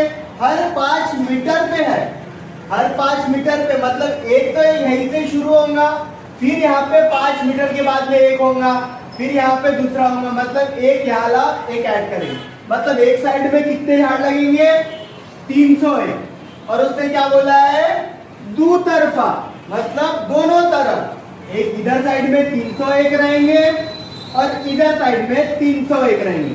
तो टोटल उसने पूछा है तो कितनी झाड़े लागती 301 और 301 कितने हो जाएंगे 602। तो यहाँ पे कितने झाड़ लगेंगे राइट आंसर रहेगा चौथा 602। एक बार फिर से समझा देता हूँ क्या बोल रहा है 1.5 किलोमीटर का रास्ता था उसमें हर 5 मिनट में हमको एक झाड़ लगाना था दोनों तरफ। तो उस वहां पे कितने झाड़ लगेंगे ठीक है। जब हम झाड़ लगाना शुरू करेंगे तो जहां से शुरू करें वहां पे एक झाड़ लगाएंगे। फिर क्या बोला हर 5 मीटर पे तो हर 5 मीटर पे एक झाड़ लगाएंगे। हर 5 मीटर पे एक झाड़ इधर साइड में भी है एक यहाँ पे लगाएंगे। हर 5 मीटर में यहाँ पे भी झाड़ लगाएंगे। तो कितना था 1.5 किलोमीटर था 1.5 किलोमीटर मतलब कितना मीटर होगा 1500 मीटर होगा। 1500 मीटर में हमको हर 5 मीटर पे लगाना है इसलिए इसको डिवाइड करेंगे तो कितना आ रहा है 300 मतलब 300 झाड़ यहाँ से ही शुरू होंगे ठीक है। पर हमने जहाँ पे खड़े थे वहां पे भी एक एक झाड़ लगाए थे मतलब एक साइड में कितने हो जाएगा 301 और दूसरे साइड में 301 तो इसलिए टोटल कितना हो जाएगा 602। तो राइट आंसर रहेगा 602। क्वेश्चन नंबर 82 संत तुकडोजी महाराज यांच्या गुरुकुंज आश्रम कोठे आहे। ऑप्शन है शेगाव नागपुर गोविंदा मोजरी। राइट आंसर है मोजरी। संत तुकडोजी महाराज यांच्या गुरुकुंज आश्रम कोठे आहे मोजरी येथे। क्वेश्चन नंबर 83 सत्यमेव जयते हे घोष वाक्य सर्वप्रथम कोणी लोकप्रिय केले। ऑप्शन है सरदार वल्लभ भाई पटेल लोकमान्य टिळक पंडित मदन मोहन मालवीय सरोजनी नायडू। राइट आंसर है पंडित मदन मोहन मालवीय। पंडित मदन मोहन मालवीय यांनी सत्यमेव जयते हे घोष वाक्य सर्वप्रथम लोकप्रिय केले। क्वेश्चन नंबर 84 चिपी विमानतळ कोणत्या जिल्ह्यात आहे। ऑप्शन है रत्नागिरी सिंधुदुर्ग रायगड पालघर। राइट आंसर है सिंधुदुर्ग। चिपी विमानतळ कोणत्या जिल्ह्यात आहे सिंधुदुर्ग। क्वेश्चन नंबर 85 ऑस्ट्रेलियातील गवताळ प्रदेशास कोणत्या नावाने संबोधले जाते।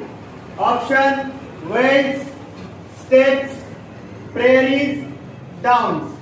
राइट आंसर है डाउन्स। ऑस्ट्रेलियातील गवताळ प्रदेशास कोणत्या नावाने ओळखले जाते डाउन्स। क्वेश्चन नंबर 86 केळी संशोधन केंद्र कोणत्या जिल्ह्यात आहे। Option Pune Akola Nashik Jalgaon. Right answer है जळगाव। केळी संशोधन केंद्र कोठे आहे जळगाव मध्ये आहे। क्वेश्चन नंबर 87 अटाकामा वाळवंट कोणत्या खंडात पसरले आहे। ऑप्शन उत्तर अमेरिका आफ्रिका दक्षिण अमेरिका आशिया। राइट आंसर है दक्षिण अमेरिका। अटाकामा वाळवंट दक्षिण अमेरिका या खंडात पसरलेले आहे। नंबर 88 कांदा कापताना कोणता वायू बाहेर पडतो। ऑप्शन है oxygen ammonia sulphur helium. Right answer है सल्फर। कांदा कापताना कोणता वायू बाहर पड़तो तो सल्फर बाहर पड़तो। इस क्वेश्चन में नॉर्मली जो स्टूडेंट है उन लोगों को कंफ्यूजन रहता कि अमोनिया सही आंसर करके जैसे हम लोग पढ़ते हैं तो कांदे में से कौन सा निकलता है वो तो अमोनिया। बट मैंने यहाँ पे आंसर आपको सल्फर बताया। देखो जो प्याज रहता है ना कांदा रहता है उसके अंदर बहुत सारे एसिड रहते हैं ठीक है। जब लेकिन उनका सबका अभिक्रिया वगैरह की जो पूरे मिक्स हो जाते हैं उसके बाद में जो एक वायु निकलता है मतलब जो गैस निकलती है वो कौन सी निकलती है सल्फर। अगर से यहाँ पे सिर्फ अमोनिया रहा रहता और सल्फर नहीं रहा रहता तो आंसर अमोनिया हुआ रहता। पर यहाँ पे सल्फर है इसलिए इसका आंसर सल्फर रहेगा अमोनिया नहीं रहेगा ठीक है। Question number 89 one sun one world one grid योजना कोणत्या सरकारने सुरू केली आहे। Option Brazil Afghanistan Bharat Sri Lanka. Right answer है Bharat. One sun one world one grid योजना कोणत्या सरकारने सुरू केली आहे भारत सरकारने। क्वेश्चन नंबर 90 वाई ते महाबळेश्वर या मार्गावर कोणता घाट आहे। ऑप्शन खडघाट कोंडा घाट दिवा घाट पसरली घाट। राइट आंसर है पसरली घाट। वाई ते महाबळेश्वर या मार्गावर कोणता घाट आहे पसरणी घाट. Question number 91. महाराष्ट्रात प्रसिद्ध असलेली डाळिंबाची जात कोणती? डाळिंब मतलब क्या होता है? अनार. तो अनार की जात कौन सी है वो पूछा है. ऑप्शन है गणेश, राजेश, सुरेश, शंकर. राइट आंसर है गणेश. महाराष्ट्रात प्रसिद्ध असलेली डाळिंबाची जात कोणती आहे? गणेश. Question number 92. 11 मे हा दिवस रिकामी जागा दिन म्हणून साजरा केला जातो. ऑप्शन तंत्रज्ञान दिन, दृष्टिदान दिन, अभियंता दिन, कृषी दिन. राइट आंसर है तंत्रज्ञान दिन. 11 मे हा दिवस तंत्रज्ञान दिन म्हणून साजरा केला जातो. Question number 93. एम्नेस्टी इंटरनॅशनल ही संस्था कशाशी संबंधित आहे? ऑप्शन बौद्धिक हक्क, मानवी हक्क, महिला हक्क, वातावरण बदल. राइट आंसर है मानवी हक्क. एम्नेस्टी इंटरनॅशनल ही संस्था मानवी हक्काशी संबंधित आहे. Question number 94. लोकटाक तळे कोणत्या राज्यात आहे? Option Andhra Pradesh, Meghalaya, Manipur, Sikkim. Right answer है मणिपुर. लोकटाक तळे कोणत्या राज्यात आहे? मणिपुर. Question number 95. रिकामी जागा हे क्रांतिकारक चाफेकर बंधूंचे जन्मस्थान आहे. Option Pimpri, Chinchwad, Loni, Khed. Right answer है चिंचवड. चिंचवड हे क्रांतिकारक चाफेकर बंधूंचे जन्मस्थान आहे. Question number 96. 100 ते 300 पर्यंत 13 ने भाग जाणाऱ्या संख्या किती? अब ठीक है, अब 100 से लेके तो 300 तक हमारे को मतलब 100 ते 300 पर्यंत 13 ने भाग जाने एकूण संख्या कितनी, ये देखना हमको. ठीक है, तो कैसे देखेंगे? अब देखो, अब मैं अगर से 300 को 13 से डिवाइड करूं तो उतनी संख्या मेरे को मिल जाएगी जितनी 13 से भाग जा रही होंगी, है कि नहीं? जैसे 13 1 13 13 19 26 33 59 352. तो 52 तक की कितनी आई है? 4 आई है. वैसे 300 तक क्या अगर से 300 को 13 से डिवाइड करूं तो मेरे को उतनी संख्या मिलेगी कि 300 तक के जितना 13 से भाग जा रही है. ठीक है, अब मैं 13 से डिवाइड करता, 13 1 13, 13 दूने 24. बचेगा कितना यहाँ पे? 30 में से 26 जाएंगे, 4 बचेगा और ये 0 मिल जाएगा, उसमें कितना हो जाएगा? 40. 13 39. मतलब जब हम 300 को 13 से भाग दे रहे हैं तो 23 आ रहा है. जो पॉइंट है पॉइंट को छोड़ दो, नॉर्मली बड़ा बड़ा क्या आ रहा है? 23. मतलब के 300 तक के 13 से भाग जाने वाली संख्या कितनी है? 23. पर हमको कहां से देखना है? 100 से देखना है. 100 से 300 तक की. अब फिर देख लेते हैं कि 100 तक की कितनी संख्या है 13 से भाग जाने वाली. फिर 100 को भी डिवाइड करेंगे 13 से. 23 7 51. मतलब कि 100 तक की कितनी संख्या है? 7 है. 100 तक के 7 है और 300 तक के है. तो हमको 100 से लेके 300 तक के चाहिए था. तो 100 के पहले जितने भी उसको माइनस कर देंगे, मतलब 7 माइनस करेंगे. 23 में से 7 माइनस करेंगे, कितना बचेगा? 16. यानी कि 100 से लेके 300 तक के 13 से भाग जाने वाली संख्या कितनी रहेगी? 16. तो राइट आंसर है 16. Question number 97. नाच रे मोरा या कवितेचे कवी खालीलपैकी कोण आहे? ऑप्शन त्र्यंबक बापूजी ठोंबरे, विंदा करंदीकर, बाभ बोरकर, ग दी माडगुळकर. राइट आंसर है ग दी माडगुळकर. नाच रे मोरा या कवितेचे कवी कोण आहे? ग दी माडगुळकर. Question number 98. अरुणाचल टेकड्या कोणत्या राज्यात आहे? Option Arunachal Pradesh, Tamil Nadu, Andhra Pradesh, Karnataka. Right answer है तामिळनाडू. अरुणाचल टेकड्या कोणत्या राज्यात आहे? Tamil Nadu. Question number 99. GI geographic indication ही कोणती मालमत्ता आहे? ऑप्शन चल, अचल, बौद्धिक, यापैकी नाही. राइट आंसर है बौद्धिक. जीआय ही कोणती मालमत्ता आहे? बौद्धिक मालमत्ता आहे. क्वेश्चन नंबर 100, खालीलपैकी कोणत्या संस्थेच्या सर्वत्र सर्वोत्तम सुरक्षा हा नारा आहे? ऑप्शन मराठा लाईट फ्रंट्री, सीमा सुरक्षा बल, भारतीय हवाई दल, राष्ट्रीय सुरक्षा रक्षक। राष्ट्रीय सुरक्षा रक्षक इसी को हम बोलते हैं NSG। ठीक है, राइट आंसर है राष्ट्रीय सुरक्षा रक्षक, इसको हम बोलते हैं NSG, नेशनल सिक्योरिटी गार्ड।